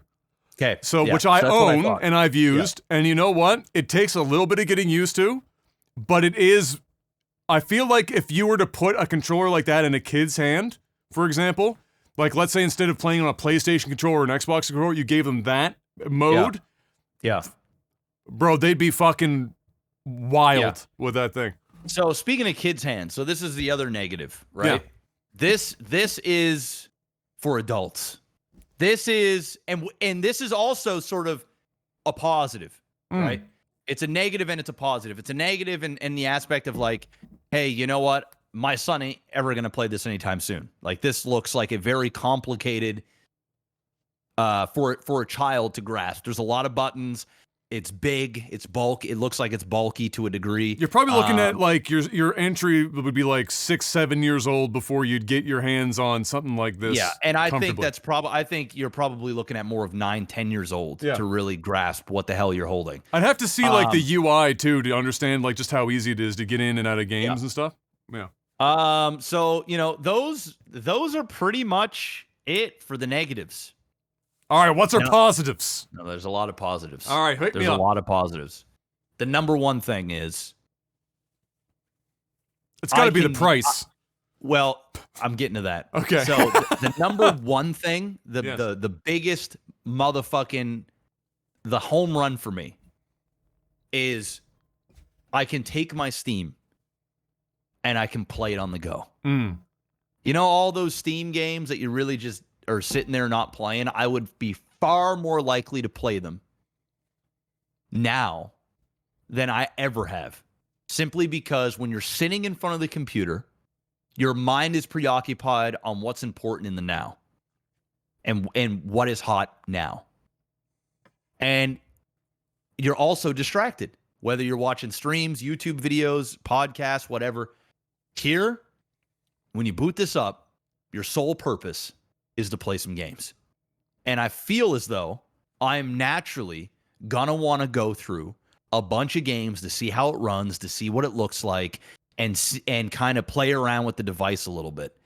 So right then and there, the fact that I can have my Steam account transferred into something that I can take on the go, that I can take to Vegas, take on the airplane, lay in bed, go to my media room without my computer, dock this bitch, hook it up to the projector, and fucking play. No computer in there. All right? These are big bonus. This is the console this is the handle you bring to the Dominican Republic. Yes, this is big boy shit. This is the day 5 is rolled around and you're done with the sun. Yes. Time to bring out the Steam Deck. It's time to bring out the Steam Deck. Oh, the other negative is the name. Because it's so close. I ain't feeling that at all, but sure, okay. Another positive, the price. Ain't nobody gonna fucking complain. All right? I shouldn't say nobody because I've already seen somebody in my Discord complain about the price at all three levels. I mean, come on, man. $300, $400, $399 to basically get a computer in your hands that you don't need to upgrade, that you just sit there and listen. If the space is a no-go for you, you slide your SD card in the bitch. Go out and buy an SD card when you want. Load up whatever fucking games you want to load up on the shit. It's not like SD cards are super fucking slow loading. No, they're not. You're not hooking in a fucking magnetic drive to fucking... And they're not super expensive. I mean, SD cards are fucking, nothing nowadays, right? Unless you're buying massive ass SD cards. And even then, if you're going to go, listen, most people have SD cards already. Yeah. So you really don't necessarily need to get a bigger one for the hard drive space. I have SD cards laying around, it's 2021. This isn't the first piece of hardware and that even if you required don't, an SD card. Even if you don't, a Class 10 high-speed SD card is not expensive. Yeah, exactly. So I actually love the fact that you have 3 choices off the jump. $499 all the way up to $649. And spoiler alert, I'm buying the $649. And spoiler alert, I am going to be pre-ordering this tomorrow. I am going to be waiting, and I'm going to pre-order this shit tomorrow. I want this shit in my house. I want this in my life. This is the only console I actually give a fuck about in 2021. I got a PS5. I haven't used it for more than Amazon fucking Prime Video and Netflix. All right? I have zero desire to buy an Xbox. But I probably will when I can get my hands on one to say I got one. And Game Pass is incredible. And you don't even need Game Pass for the Xbox. I can just get it on my PC. So, at the end of the day, this piece of hardware, I don't know. I don't know if anybody else is as jazzed up as I am. I think there's a lot of people excited about it, yeah. Because this for me, I'm talking about for me now. For everybody, for a lot of other people, this might not be it for you. You might be like, listen, dude, if I'm going to play my PC games, I want to play it on a fucking PC. I want to play it on my big monitor. I want to fucking, have it in 4K or the highest. But nobody's stopping you from doing that. Like, it's there. Nobody's stopping you from it's doing already that there. shit. And if you don't even want to experience it at all, you're like, well, then who cares? This ain't for you. But this is for me as somebody that makes a living in front of the computer. And as I haven't been a casual gamer in like 8 years. This is like the gateway for me that I can become a casual gamer again. I can get out of my office and I can bring my gaming experience wherever the hell I want. And I'll be able to experience it in such a way that it feels like I'm not missing out on much. And if I want to plug it into my TV in my bedroom or in my living room or in my media room, I can do that. Hell, if I want to go over to a friend's house and they don't have the game that I have, I can literally bring my shit over to their house, plug it into the TV, and we can play. This is the show for me. This is it. I also believe that this will get better in time if it's successful. And this is still kind of niche. So there is a chance that this thing falls flat and we're stuck holding the bag. But as long as this does what it says it doesn't matter if we get another iteration of this in another year or 2 years. We'll have it and we'll be able to use it. So I'm all in for this. Then this is coming from a guy that doesn't really care about complete peak performance for every game that I'm playing. I want to be able to lay in bed, play some Resident Evil. I want to be able to lay in bed and fuck around and play whatever. Doesn't really matter. I want to do that. And this gives me the option to do it. I'm sold. You mentioned something that might be more specific to somebody like you and I, but I still think probably plays a bit as well to people that sit in front of a PC. And like you mentioned distractions. If you're watching this on Twitch, you probably fall into this because you're probably watching this on the side while playing a game as it stands. When I was just laid up on the couch and I had nothing to do and I'm bored as fuck, I'm like, all right, I'm just going to turn on this PlayStation 5 that I've got sitting here that M's been using as a Genshin Impact machine for the last, while. Other than when I played, the Final Fantasy. And see what's on there and play whatever. So when I was just sitting there on the couch and I didn't have any other distractions, the first thing that I noticed was that, I turned on Astro's fucking Playroom, which is a free game that comes with the PlayStation. And yeah, like I said, it's a pretty good game. But I felt like I actually wanted to, I was engaged with a game that I wouldn't be engaged with normally.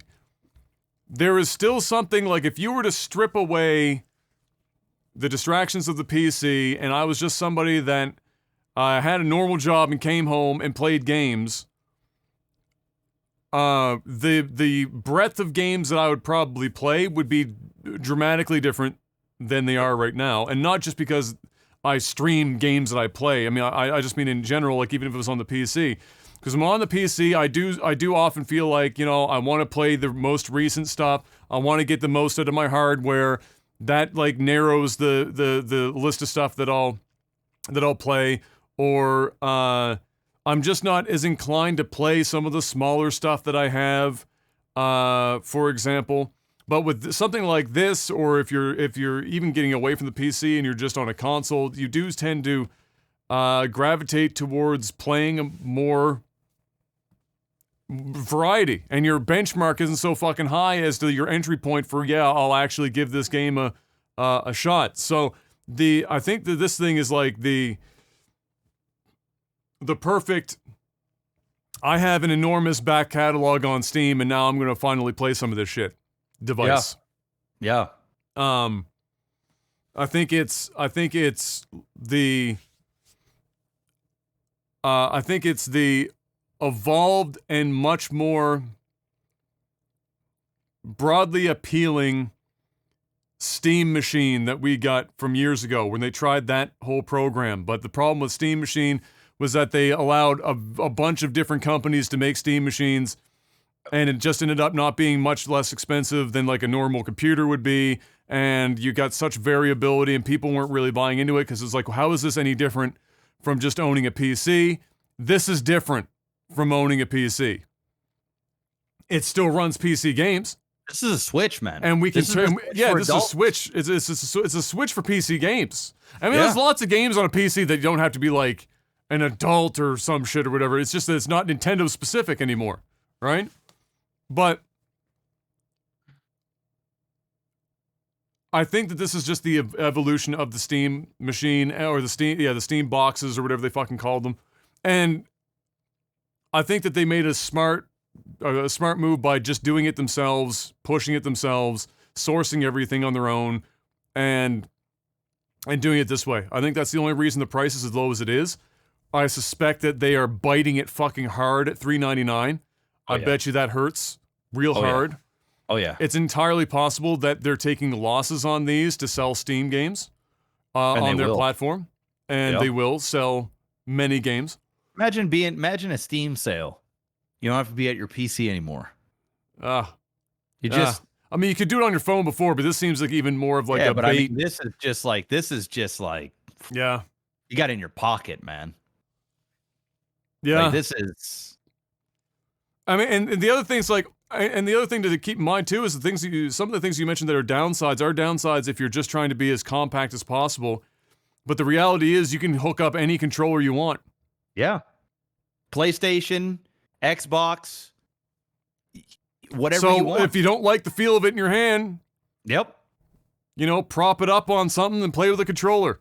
Which, you know, not everyone people want to just have like the compact nature of just having the console. But if it's docked, I'm likely going to be using I will be using a controller. Because it's docked, yeah. It's docked. But if I'm on the go, I'm probably not sitting it up and then, you know, using a controller. Yeah. I'm probably just going to use the thingy. If I'm on a plane, I'll bring a controller, sit it on the fucking fold out thing. And I'm sure they're going to have a piece of hardware or that you can, you know, prop it up and have it stand, you know, on its own kickstand or some shit. Yeah. I think this has got a much better, I think it has a much better chance of doing well and having actual long-term success. I think it was inevitably going to happen. We've already seen they've talked about other companies trying to enter the space. Those other companies don't have the enormous machine and money that Valve does, nor do they have the existing library and operating system that Steam already does. So they've got all the pieces. They just needed to source the hardware, and now that they have, it's here. And this is, you know, the difference between buying this and a Nintendo Switch is, do you want Nintendo games? Because otherwise, everything else about this... Oh, spoiler alert. Spoil alert. Categorically this will be hacked so hard, and you will be able to play whatever the fuck you want on this machine. 100. The emulator scene is going to go wild. Oh, bro, you're gonna have every fucking old school N64 game, fucking Super Nintendo. You'll have everything on here. It's only a matter of time. It's only a matter. These SD cards you slide in, you're gonna have games on games in this shit. It's not even just gonna be a Steam machine. This thing is going to be. You'll see, man. This thing is gonna be. It cannot be understated how much that I think that even the most hardcore PC gamers with a very small subsection of like simulator people and maybe RTS folks, it cannot be understated. At least, I won't blanket this. I'll just say for me personally, it cannot be understated how much I fucking hate playing games on a computer. I fucking hate it. I loathe it. If this was not my job, and it wasn't a matter of like of running a stream from a non-computer specific look at what wasn't as more of a headache, I would undoubtedly get the fuck away from a computer. I hate it. I hate the process of setting games up on it. I hate the process of doing any online multiplayer with computers versus consoles. I fucking hate sitting with a keyboard and mouse, even though I'm better now with the keyboard and mouse than I am with a controller, and that pisses me off because now it's hard to go back now that I've done it. I hate that it's uncomfortable. I've had every chair. I've had Herman Miller all the way through. I had every fucking chair. Ain't no computer chair on earth you can convince me is as comfortable as kicking it on a fucking couch. And it doesn't even have to be an expensive couch. It could be a fucking IKEA couch. You could buy some shit for fucking $5. You can find it on the side of the road. You put that in your room. It is going to be more comfortable to kick back, relax, with a controller in your hand and a big-ass TV and just chill. And yeah, you could do that with a computer. You can hook a computer to a TV. You can sit back with a controller once you've like turned everything on and you've started the whole thing, and you can maybe make use of like Steam's big picture mode. But again, there's so much more fucking so much more headache to that. Consoles is just, it's the beauty of just turn that bitch on, play your fucking game, you're done. And having a handheld like this, It does that. it gets as close. It's still Steam, so it's still PC, but it gets as close to that as you can, while getting you away from this. I hate playing games on a computer. I always have. It's never. The moment that I started streaming, the first thing that I missed was just kicking back on a couch and relaxing. You know, it's when I move out of here again, and I'm setting up my new office space, there is a fucking ridiculously high probability chance that I'm going to set it up so that everything runs through a fucking TV, and I'm going to either use this microphone for VO only, podcast stuff, review stuff, whatever, and I'm going to get a headset microphone, and I'm going to sit my ass on a fucking couch or a lazy boy chair and fuck all this shit. I'm going to enjoy games again. Bro, just playing it. It's a 1080p TV. Yep. So it looks and runs better on my PC, but I prefer that. Yep. It's a different animal. Adam, you're a console gamer, man. You're a console gamer at heart. So am I. It's just the way it's. I think gaming in general is just console fucking like a PC ultimately, like other than trying to be competitive in first person shooters, or playing something like StarCraft, like a something that requires a keyboard and mouse to really do League of Legends or something. Yeah. What are you doing? Something that's very competitive. Like what are you fucking doing? You're grabbing the nearest whatever version of a fucking. They all look the fucking same now because Xbox already figured it out years ago. You're grabbing a controller and you're fucking playing your games on a controller because it's just nice to sit back and relax. You can't fucking sit back and relax with a keyboard and mouse. I agree. You're sitting erect at your desk. So I agree. I think this is amazing. The price point's incredible. The battery life sucks some serious balls, but you know what? It sucks balls on the Switch too. So it's kind of 6 of one, half a dozen of another. And the thing about this is that just like the Switch, it's USB-C. So buy a fucking battery pack for like $4. Slap it in. And just plug it in. Yep. And boom, I've got a battery pack in there that charges the Switch 2.5 times. And it's not that big. It's like a fucking thing. I could Velcro it to the back of the Switch and just hold it. Done. And all of a sudden I've got like fucking 9 to 12 hours. Game. Yeah, you're playing a full game one sitting. So it's not that big of a deal. So there you go. That's big news. I'm excited to see it. Hopefully they're not like ridden with bad bugs and everything to take their feet out from underneath them with this. I suspect because this is kind of similar to those Steam boxes, they should have the majority of that stuff already worked out. Down. Yeah. And kind of excited to see how it all comes together for them. But there you go. Mr. Black is getting in on it tomorrow. I'm getting in on it tomorrow. I'm going to pay my $5.70 reserve fee. Yep. And I'm in.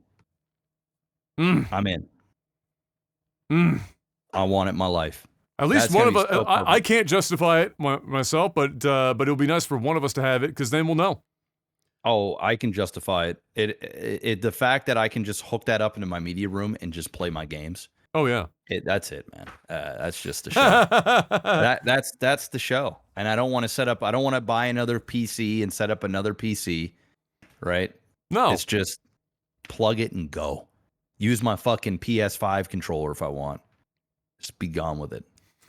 It's the dream. It's the fucking dream. It is the fucking dream. The RAM. Okay, so somebody's asking for people playing sandbox games, will RAM be limited? There are people out there with thousands of workshop items where 64 gigs is common. Look, you gotta understand. First of all, it's got 16 gigs of DDR5 RAM. So A lot. that's a fair amount of RAM. 16 gigs is like the what you want to buy these days for gaming to cover your bases, even if you're doing like pretty heavy duty gaming. This isn't for you if you're the type of person doing heavy work, workshop modding and shit. This ain't for you. If the moment that you say, but my thing needs 64 gigs of RAM, you've already gone well outside the scope of this device. This is like Jeff said, plugging in Resident Evil, Resident Evil Village. You could play something like that. That's AAA, top of the line shit. You're gonna play it and it's gonna look and run pretty damn well. And it's on a 7-inch screen. It only has to fucking be so amazing because it's on a 7-inch fucking screen. Yep. But it's not gonna be. It's not your PC. And you know what? In some cases, this is more powerful than your PC. So because it's portable. Yes. So, this ain't going to be for everybody. This is a niche console. This is not going to be a competitor in the console wars. This is going to be its own thing. And, it's going to be a godsend for those that can find a use for this. It just will. Period. And I also think that, PC enthusiasts and that love PC gaming and that don't want to admit that they love to console game and they think PC's master race, I think this is a beautiful bridge and a marriage between the two. Because people can still say, hey man, yeah, I'm using a console, but it's powered by Steam. It's a PC handheld, I think that there'll be merit there. And I think people will, the ones that are sort of stuck in the middle, like, I ain't never owning a Switch, man. Fuck that shit. I'm a PC gamer. You'd be surprised how many of these people are going to go out and grab one of these bad boys because it fits their little bubble in the world that they're in. And they're still going to have that feeling of being on the internet. Like the fact you can still go on Google Chrome and browse the internet, watch Twitch, check your email. You can do everything. It's a fucking PC on the go. Anyway, I'm sold. Mr. Black, it's time to do a little sellout for me. Sell me on something other than the Steam Deck. All right. We've got Patreon. All right, guys, keep this podcast going, man. We're phasing out, man. Jeff's just finally found something he likes. You know what? If that ain't worth a subscription over on patreon.com/lagtv, then it's it, because you're about to go back to Jeff hates everything for like the next 2 years. So this is your time. This is it, man. This is a celebration. All right. This is rare. It's rare. I think I might have done more talking in the front half than Adam has, which, by the way, guys, never happens. I don't think it's ever happened. Ever. All right. So patreon.com/lagtv. All right. Head on over there, man. Listen, I'm gonna keep it 100 with you guys, man. The podcast is sucking ass right now, numbers wise. Y'all need to step this fucking shit up, man. Because at the end of the day, I'm not talking Patreon. I'm just talking in general. At the end of the day, guys, like we're preaching to the choir right now. They're already listening or watching. Yeah, I suppose you're right. Listen, hit the fucking like button. We can't tell them to watch it any harder than they're already watching it. You guys stop doing that shit, all right? Go over to YouTube and hit the damn like button and share the podcast, man. You know what though? Something definitely has happened here in the last only in the last probably month and a half, 2 months, where the algorithm's just not doing YouTube us. said, no, it's over for you, man. It's not doing us any favors. Like our podcast numbers on YouTube, literally almost cut themselves in half out of nowhere. Like nothing changed. All of our SEO stuff is all the same, fundamentals and whatnot. But we're not even getting to the same people within our own fucking subscriber base anymore. So something weird fucking went down there in the last probably 6 weeks. It's kind of fucking weird. I don't know what the hell went on there. I don't know, man. On Patreon, the Patreon thing is whatever, because the Patreon thing is... We're going to have to do shorts, man. We have to get on the YouTube Shorts? That's what we have to do. We have to get Mark who gives a fuck about the Clips channel, right? He needs to let that shit die. And then what he needs to do is he needs to get clips of our analogies and fun shit and put that up on our damn YouTube channel. Do we even have access to... TV one? Yeah, do we even have access to shorts on Lag TV? We should. I mean, I haven't logged into the account in forever, but I have one on my channel. I can put up shorts. And the shorts. Oh, the shorts are big. YouTube's pushing, man. Yeah. That's it right there. That's our Hail Mary right now. Is you need to tell Mark to let that other channel die. Look, right? I'm doing this podcast till 90 fucking years old. It's gonna make $4 a month. I'm gonna be fucking doing another job entirely because look, this is it. I'm gonna just let you know to be a Debbie Downer, guys. Adam's getting out. Adam's getting out the fucking game. I'm still reviewing games. I'm still gonna stream. I'm still gonna be around, but it ain't gonna be like it was for the last decade because it ain't there anymore. At some point, whatever it was that I did on Twitch, it ain't it anymore. It's not the hot shit. My viewers now are lower than they were when I basically started on the platform, which I didn't think was humanly possible. But it is. We discovered a way to find our way there. So unless I start fucking doing RP naked, my Twitch channel is in the dumps. So I'm gonna, that's already gonna be changing. The fucking review stuff will continue. The website's still being built. All that stuff's gonna continue on, but it's not gonna be like it used to be. This podcast I will continue doing until people stop listening to the fucking thing. But the reality is that sometimes you just gotta recognize when you're getting fucked up. And we're getting fucked up. Yeah, we're getting fucked up. There's no amount of algorithm pulling us up out of the fucking depths of this one. We should absolutely do shorts though, and we can for exposure. I will talk to Mark about pivoting to shorts. Because the shorts, I guarantee you, will do more views than all of those clips in a week combined. Oh because that's what the algorithm just pushed that, and it goes up to a bunch of people. And then they can actually see, oh my God, this is the podcast. I'm gonna actually go check out the fucking podcast. Yeah. Right. So that's my last Hail Mary. We can definitely pivot to that shit for sure. Yeah. And we should, if we're doing shorts, he should literally open up. Anyway, I'll talk to you about it afterwards. Anyway, let's go into the next sellout. We got NordVPN. All right. Go on over there, nordvpn.com/OTT. Use the promo code OTT and get 70% off. Plus, if you get a 2-year subscription, you get a bonus month on top of that. You get to stay safe, stay anonymous. I heard somebody on my stream today say, listen, man, we were talking about Netflix when I heard about the gaming stuff. They're like, man, Netflix... And the Danish Netflix, or I think it was Danish or some shit. He was like, man, that sucks. There ain't nothing on that. I said, hey, NordVPN. When you have NordVPN for that low price of less than a cup of coffee a month. That's right. You can go ahead and have access to every Netflix there is in the world.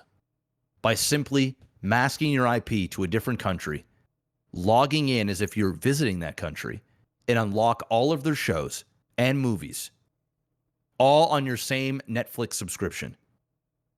What are you waiting for? That right there alone is worth the paid subscription. I can tell you right now, I've done it many times, and it works. It works well because their servers are fast.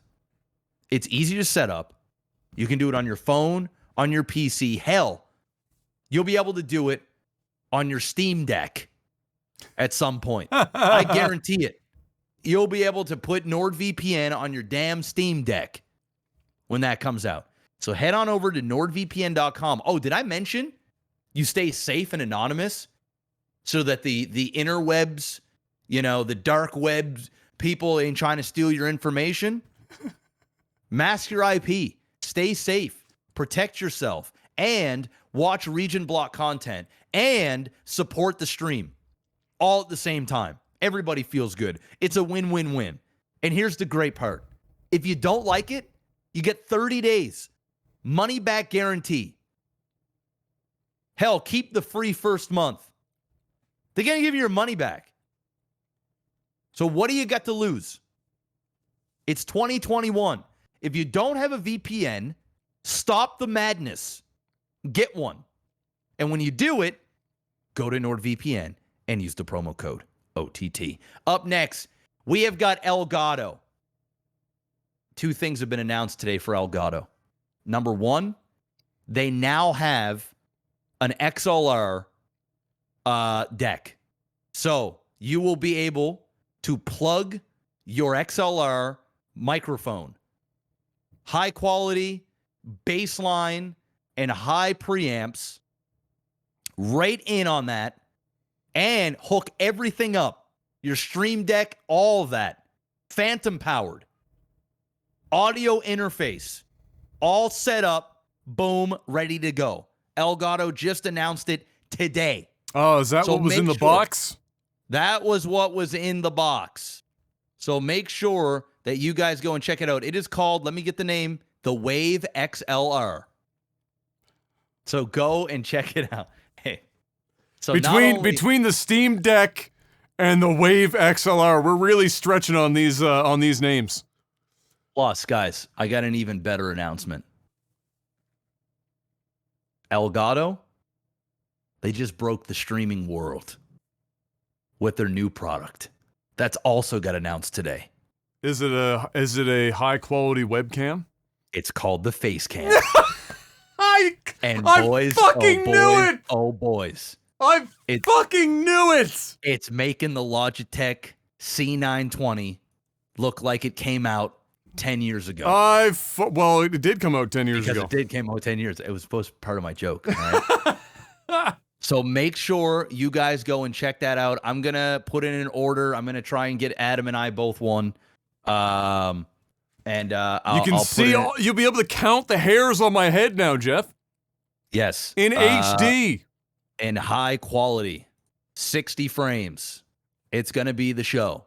All right? So make sure, and you can do all kinds of stuff on the fly manually. You can change all the lighting and the contrast, all this stuff. You just do it right on. The thing looks fire. It's about damn time.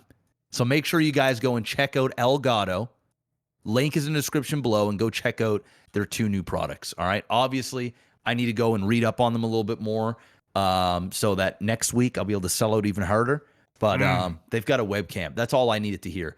As for the audio interface, if you guys have an XLR microphone, you don't want to use a Wave 3 product that's USB, which I use when I do all my IRL live streams, which is great. But say if you want to hook up your Neumann or your whatever, your Bro, ain't nobody fucking running a Neumann. Okay. They're likely not running a Neumann. Just say SM7B. If they have one, it's a fucking SM7B. It's SM7B. All right. You can plug that right in to your Wave XLR. All right. So definitely go and check their products out. They've been sponsoring the stream as well, and the podcast for quite some time. So go show them some love. And that's it for Sell Out. Which means it's time for the next very short segment of Movies and TV. Amazon canned the Nicolas Cage Tiger King special. I know. I saw that, man. I saw that yesterday. My heart went out to you. Somebody better pick that shit up. I'm gonna be very upset. Somebody make it happen. You know Nicolas Cage is already selling it to more people right now as we speak. Dude, they need to go to Netflix. Netflix will That's fucking where it do needs it. to go. That's where they need to go. It And needed to there's be there originally anyway. Exactly. That and So The there Witcher it 2 season, or The Witcher season 2, I should say, lands December 17th. So, Nice. and that's it. You watch Inside yet? No, still haven't watched Inside. Okay. What did I watch though? I watched Black Widow. How'd that go? 7 out of 10. Okay, that's expected. I actually fell asleep at one point, woke back up. I'm not a huge Black Widow fan to begin with, so was whatever for me. Okay. What else did I see that was good? I thought I watched another movie. Oh, Quiet Place 2. Oh, you watched that? Okay. Shit was fire. Okay. That shit was fire. Okay. In Okay. fact, I'm going to go out on a limb Is it better than and one? say it was better than the first one. That almost never happens. You're talking about a Yeah. sequel being better than the original? It is so close. The only way that it's not as good as the first one is that you already know the aliens and you already know what so to you know expect. you know the premise. Yeah. You know the premise, but I Yeah. will say they added some things in here. There's more characters in this, but there isn't too many, and the suspense is still as as gripping as ever. So I gotta say that right there so far, I would say is the best movie of the year I've seen. I would say is A Quiet Place 2, and then Fatherhood is probably second, which still rattles my mind. That's actually that a Kevin Hart movie is. You know what else in rattles my- my mind, and I meant to write it in here? The Pig movie is getting banger reviews. What is? The Nicolas Cage Pig movie is getting good reviews. Oh boy. What is it on Rotten Tomatoes right now, Jeff? Go check that out. Let's get. I know IGN gave it a 9. What?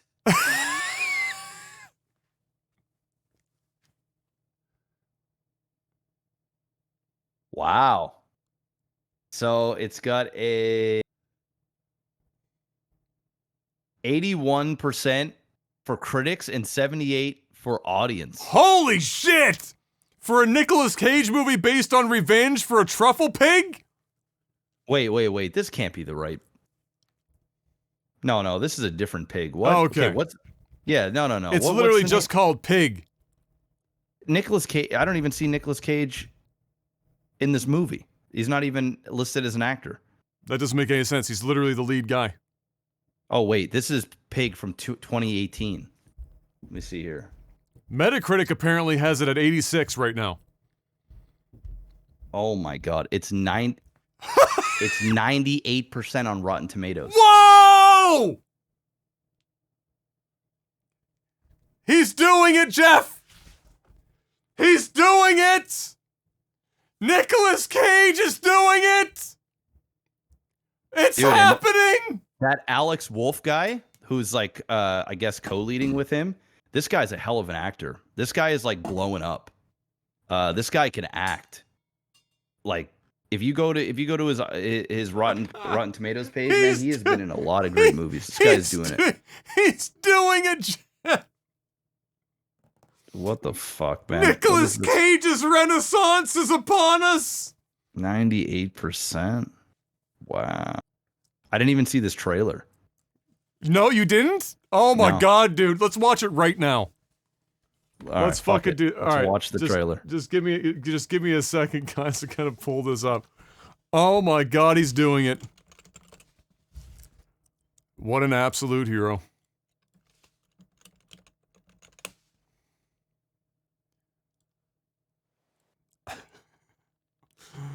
Oh my god. You let me know when you're ready. I'm ready. I'm ready. All right, hold on. Let me get this. 3, 2, 1, go.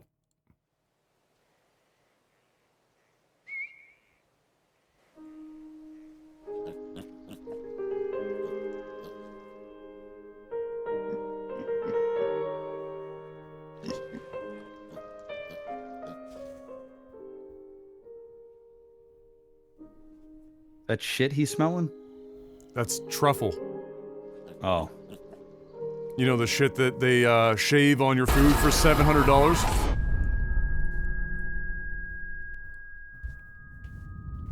Looks like another movie where Nicolas Cage barely talks.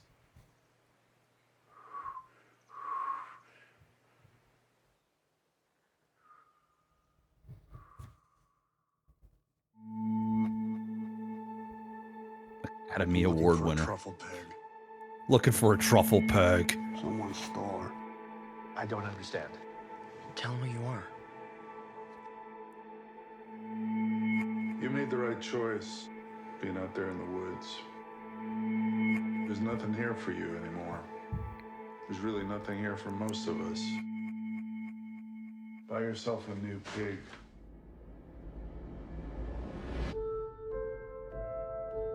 What are you thinking? I remember every meal I ever cooked. I remember every person I ever served. You live your life for them, and they don't even see you.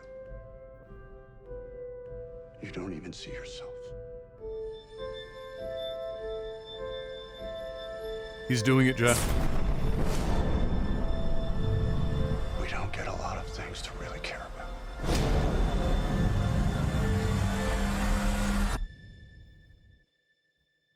Who has my pig? Needs to add fucking in there. Where's my fucking pig? He's doing it. He's doing it. He's doing it, Jeffrey! I don't know, man. It doesn't. It looks a little bleh to me, but He's doing it! we'll see, man. We'll see. It's rated R, bro. I don't know what the fuck is in this movie, but it's a mystery thriller drama. You know what? I'm in, man. I'm in. I want to see it. Every critic's loving this shit. Look, I'm not saying it, but, you know, it's the unbearable weight of massive talent. We'll see. We will see. So, yeah, there it is. Pig. When does it come out? It comes out July 16th in limited theaters. So I'm sure Tomorrow. It'll be... There you go. Maybe I'll end up watching Pig this weekend. I'm sure it'll be on the internet. Oh my God. Incredible. I'm telling you. All right. Nicolas Cage is coming back. We'll see. He's coming. He's making his comeback. You know what would be incredible? Like, they've been using that Academy Award winner for Nicolas Cage since, I don't know, probably what, 98? Because that was like the last time he would have gotten an Academy Award. How incredible would it be if this ends up getting him another Academy Award? I doubt it, but we'll see. Who knows? This Bro, might be fucking great. Rotten Tomatoes at 98%, bro. It's already in the discussion. Yeah, but you know what though? Rotten Tomatoes can be a finicky thing. Well, I'll be really like interested to see what the audience score is in a week's time. Score, I'm sure the audience score will be much lower because most Yeah, audience almost always is. aren't like, you know, into this type of thing, but you never know. We'll see. Oh my God. And yeah, that's it. Which means it's time to move on to Tech support. Patreon.com/LagTV if you want to help financially support the podcast so that we keep doing this crazy shit into our old age. $10 more each month gets us, and yourself, I should say, the ability to do a couple things, one of which is ask us questions each and every week on a post I put up before the podcast called Tech Support. We answer as many of them as we can. Ooh. What? Elgato also announced a mic arm as well. And they got all kinds of stuff coming. They're all in. They're all in, man. They're all in. Anyway. I mean, it's a mic arm. I'm not sure we needed a mic arm, but you know, fuck it. Mic arm. Go for it. Go for it. Mark Furry asks, how have Jeff's experiences in VR been? Good. I like VR. Yeah. Yeah. I can usually do like 2 hours of VR before like it starts to have diminishing, returns, I guess, in terms of enjoyment, where it just kind of starts to kind of lose its thing. It's not something I'd be able to do all day, every day, but overall, it's been positive. I mean, it's sort of in my alley anyway. You know, it'd be cool to do some escape rooms and different things like that in VR. There's various types of genres that really thrive in VR. Elio asks, when is the first post-COVID podcast in person happening? Really looking forward to that. The energy between you is just different. The dead earliest, like the absolute earliest, is like mid-late August, because it will be Jeff's second vaccine plus the layover time, whatever, for the second vaccine to take effect. And then also low-key waiting to see when my grandmother gets her second, because if I wasn't here with that, everyone else is 2 vaccines deep. It's not a big deal. You can still carry COVID and not have any symptoms, normally, let alone with 2 vaccines. And I'm still here. I still occasionally have to be in close contact, literally physically picking my grandmother up out of bed. So that's the last puzzle piece there. For sure will be that, but it would still be weeks, more than a few weeks away, regardless. But yeah, that poor podcast room. It's empty. It's empty. It's a random question. Mr. Jorbach asks, if zombies started pawing at your doors, what improvised weapons from around the house would you use? Improvised weapons. Bro, I'm picking up this PS5 and I'm fucking throwing it at them. There you go. That'll take out at least 6, 7, just for the sheer size, if I can get it through the doorway. And I'm taking these scissors, man, that I always have. Right to the head. I'm getting pretty good with these things. Right in the side of the temple. Take out that zombie. That's what I'm going with. Yeah, shit. I don't know. I'd be hard pressed to not want to just use like a fucking baseball bat or some shit. Golf club. Golf club, baseball. Golf club break too easy. But baseball bat. Yeah, that'll hold out. We'll hold out. Yeah. Just a fucking big ass kitchen knife seems sensible. There's only so many things unless you're. I think a knife would kind of be shitty though. I think you'd really need to get something blunt.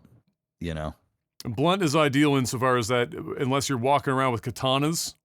Yeah. You get the range with a baseball bat, but with a kitchen knife, or your pair of scissors. My Frostmourne sword. I'm grabbing my Frostmourne sword. Well, it didn't go through a TV. It might not.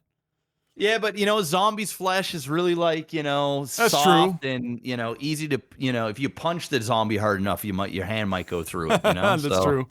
That's fair. Frostmourne sword. That's true.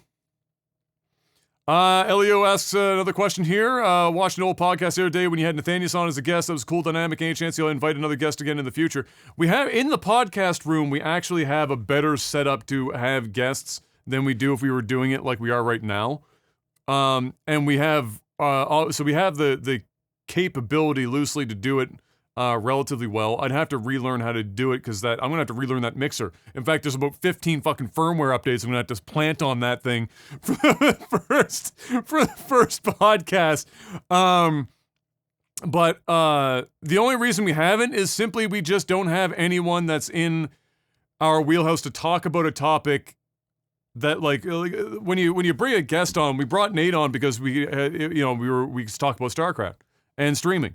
And like that's an easy guest for us. But if you're bringing in somebody from the industry, you need to be able to fucking think about something to talk about. And ideally, both Jeff and I are interested in said topic. To have them on to have like a discussion about it. Otherwise, the way that it would end up going would be more like we do it off of the live podcast and then stitch it into the podcast in post.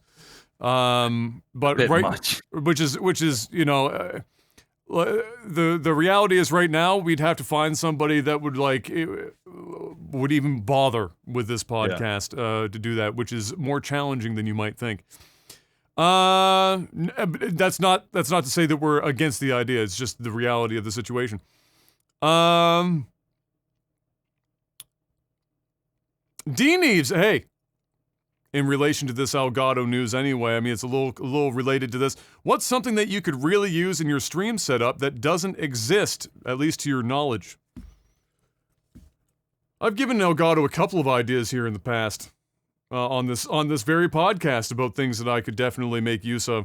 I'll tell you this, the first person to come out with an interface, an audio interface that has multiple optical audio in, is going to fucking win my heart over, because it means that you can feed console audio and PC audio directly in without having to do these weird conversions to analog and then plugging it into a mixer via XLR or quarter-inch jack TRS cable. Because when you do that, and even with good equipment, you can oftentimes introduce like noisy, crackly audio when you're converting, and it's a pain in the ass. But if you just have optical in, that's what I have in my Audient ID22. It's got a optical in. So if I'm streaming my console, I just an HDMI audio stripper that I just plug in a fucking optical cable and plug it in, and I've got console audio for myself through my headphones as well as the stream, and then that whole thing goes in to my my streaming PC's interface via optical cable. Optical cable is the fucking goat for any of this shit. Anyone that's run a lot of analog equipment, it's a pain in the ass. I used to run my entire stream analog. I still have equipment in there from when I ran it all analog. Jeff will remember when he came over, I literally had Dad and I built a tower on the front of my couch set. It was kind of dope, honestly. It was kind of fucking fire. But like, full-blown Allen and Heath mixer, 15 input fucking mixer with a full-blown EQ, double fucking tube amp, the whole 9 yards, a compressor, an inline compressor, all ran into this thing, and then the consoles and the PC all got fed in. But the amount of cable was and adapters and shit was just fuck no. I don't want any part of it. So the first person that comes out and says, "Yeah, we got this mixer, like the new one that Elgato's got." If you gave me that, and then on the ins, you gave me, let's say, 2 digital audio ins and 1 digital audio out, you have my money. Because for streamers now, you've got PC, maybe a couple of consoles, and running audio through that shit, all analog, is a pain in the fucking ass. So give me digital. So that's one of those things that I could think of that would make the life of a lot of streamers easier and cut down on cable clutter. What about you? I'm going with customized desks. I would love a company, a gaming focused company like Elgato, or really Elgato, you know damn well Elgato is fielding the idea of a standing, like an electronic fucking motorized desk like I have. Where you can customize your desk to fit your specific area in your house. That they have built-in modules for their equipment that sits in it nicely, fitted there. I would be down for that. And it's got, a nice look to it that's sleek. Doesn't need to have RGB all over the place. Just needs to be sleek. It needs to be hydraulic. It's basically, give me what I've got. You haven't seen it yet, I don't think, unless you saw the picture. This is a really fucking nice desk. Yeah. The only downside is that streamers, on average, need a really deep desk. Because you got so much shit, and the monitors and everything else, right? Keyboards, everything. And so this standard depth of 30 inches just ain't enough. Yeah. And so like like a 36 to 42 inch, better.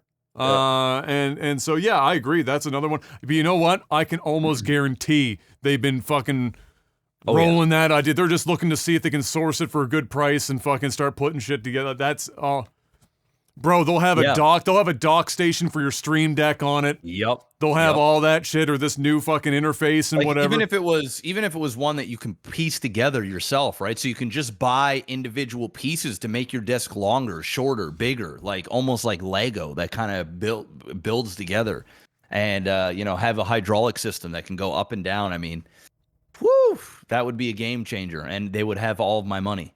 Actually, if The it was Elgato Elgato, I'd probably get it for free. So. The Elgato Stream Desk. There you go. the Elgato. That's another Stream one. Desk. And You give all gotta get one. free shit. Here's the Yep. only reason they're still sponsoring this podcast. Yeah, I'm sure there's other shit too I could think of, but those are probably the two. Oh, the last one.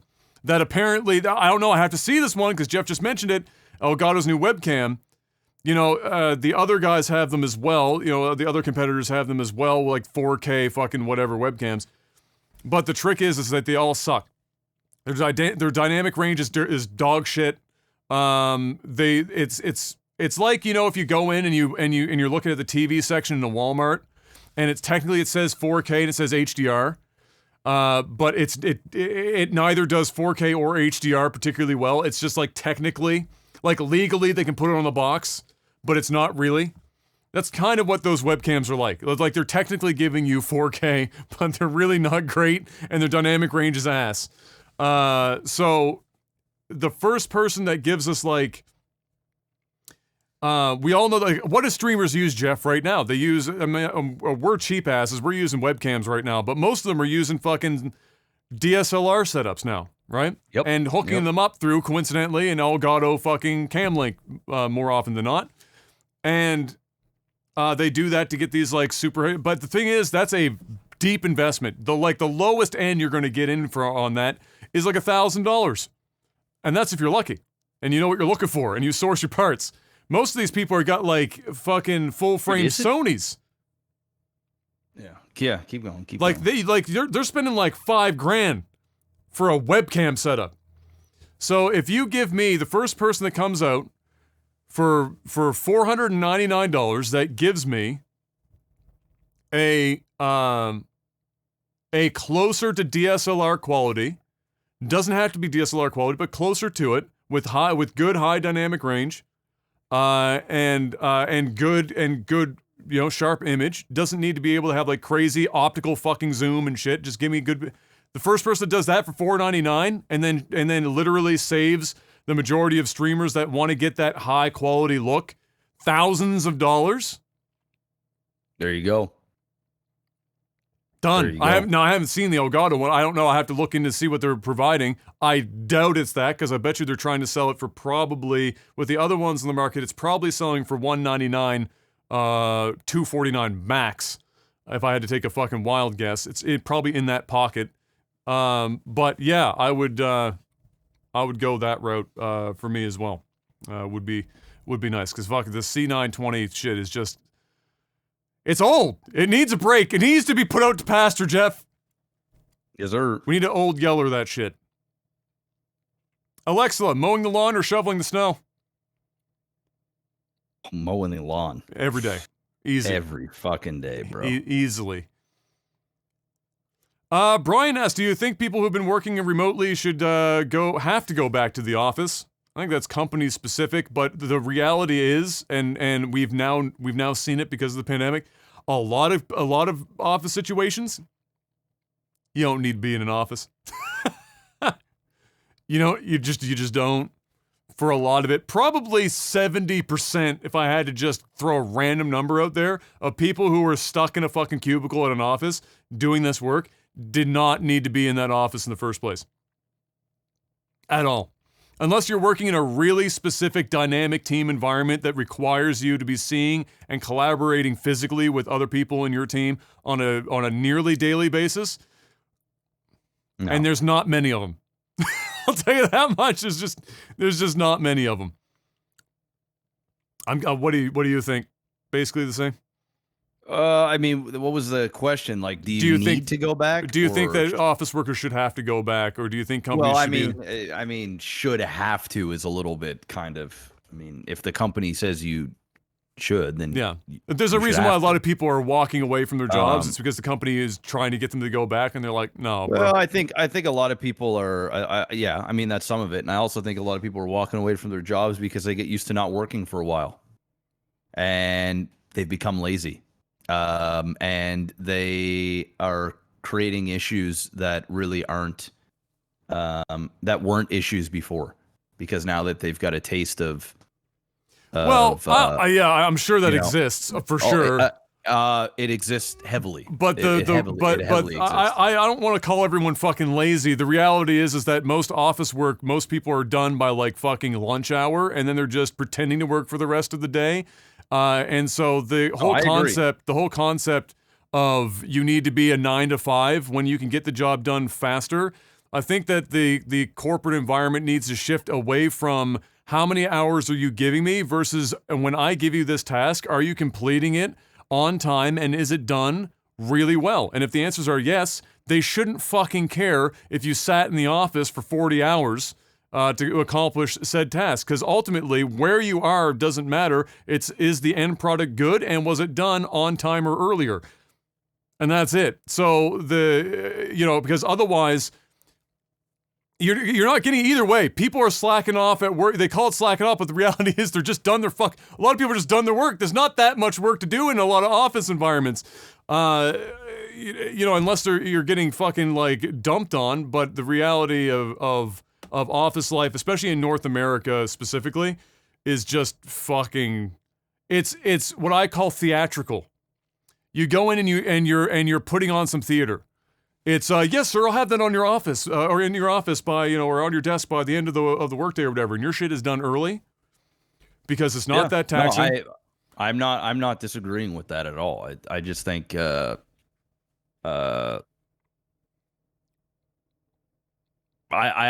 just think there's people that are making mountains out of things that aren't mountains simply because they just don't feel like going back to work.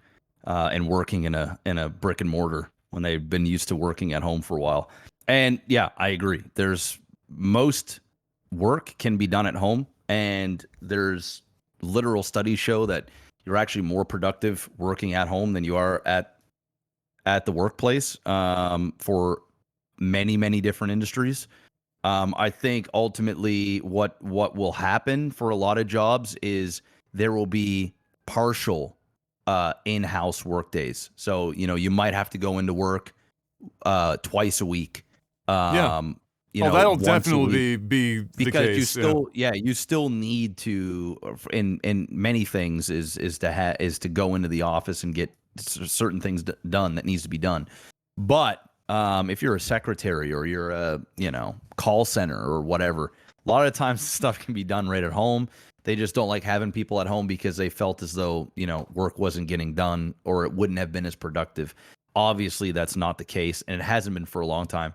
And I think the smart business owners are going to realize that why am I spending $10,000 a month on office space, or in some cases $50,000, $100,000 a month in brick and mortar, when I can save that cost, have my good employees work from home, fire the ones that are going to take advantage of the situation and not get anything done.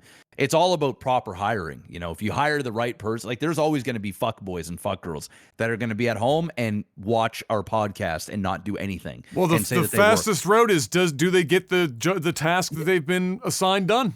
Yeah. If not, you're fired.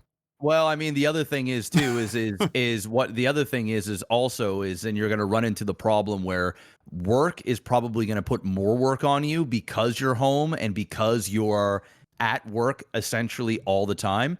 And, then I think there will be a pushback from employees that's going, hey, I'd rather be in the office because, I'm only used to working 3 hours out of the 8-hour day of really getting work done. And now you're actually asking me, you're putting double or triple the amount of work on me because I have the luxury of being at home. So we'll see where it lands. Do I think you need to be at the office? It depends.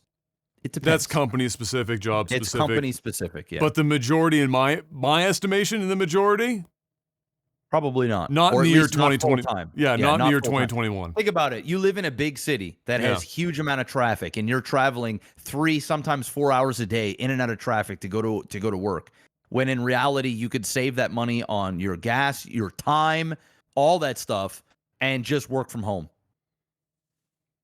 Yeah. Hell no to the no.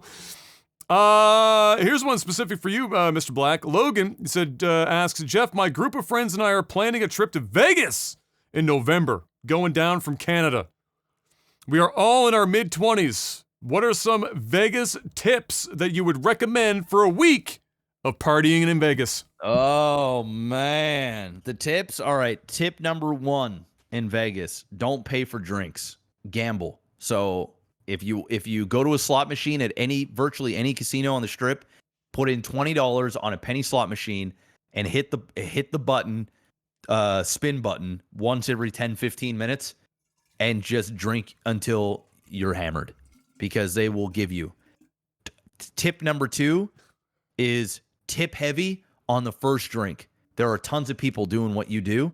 When a waitress comes over or a waiter comes over and you ask for your drinks, tip them $10, $20 on the first drink, and then tip them a couple of dollars each drink for your group. Obviously, if there's 3 or 4 of you, 5 of you, tipping the waiter or waitress $20 on the first drink, they will burn a hole in the carpet coming back to you every 5-10 minutes to make sure that you're good, because you're tipping and virtually everybody else is only given $1. If you give them $20 to start, and then say if there's 5 of you and you give $5 every time they come around, they know they're going to make $100 off you within the next 2 hours, so they're going to keep coming back to you. So those are 2 quick tips. The other one is tip your person that is checking you in. Don't go to a self-checkout. Go to the front checkout. Slide them over $20, and they will, a lot of the time, upgrade your room. It's like a known thing in Vegas. You give them $20. You slide them a $20 tip. Suddenly, a room at a higher level has come available. A strip view has come available. Such and such has come available. It just happens. So do that as well. Book your shows when you arrive. So, for example, if you want to go to Circus du Soleil and they have it every night at 7 p.m., make sure that you book it in advance. Try not to book the same day. If you're booking the same day, likely it will be sold out. You can also go down the Strip and they'll have like 50% off kiosks on like shittier tickets if events didn't sell out. So, if you don't mind sitting further in the back, which, Vegas shows are usually pretty small unless you're in the very big venues, you can see perfectly fine in anywhere at any time. They have screens, they have, great sound. So you can get, half price concert tickets or show tickets if you're willing to take lesser seats, because what they want to do is they want to fill every show. They want it to be sold out every time. So the good tickets will go, and then outside of that, those are my same thing with restaurants. You're gonna, if you have a big group, if you have more than 4 people, you need reservations basically everywhere, man. Vegas is busy all the time. You want to get anywhere in Vegas, learn to tip. That city lives on tips. And that's it. And trust me, you're going to spend a little bit of money tipping people, but you're going to get a way better experience and you're going to save more money. It's like investing money to make money. In Vegas, you invest the tip to save money in the long run, because in Vegas, there's a lot of waiting, a lot of lineups, a lot of sitting around. And if you just spend a couple bucks up front, you're golden. So those are quick ones. Oh,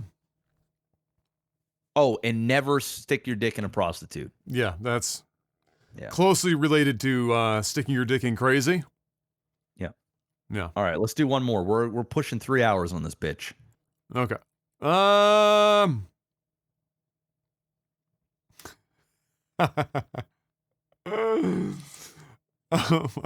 Sure, why not? We'll make it a quick one here.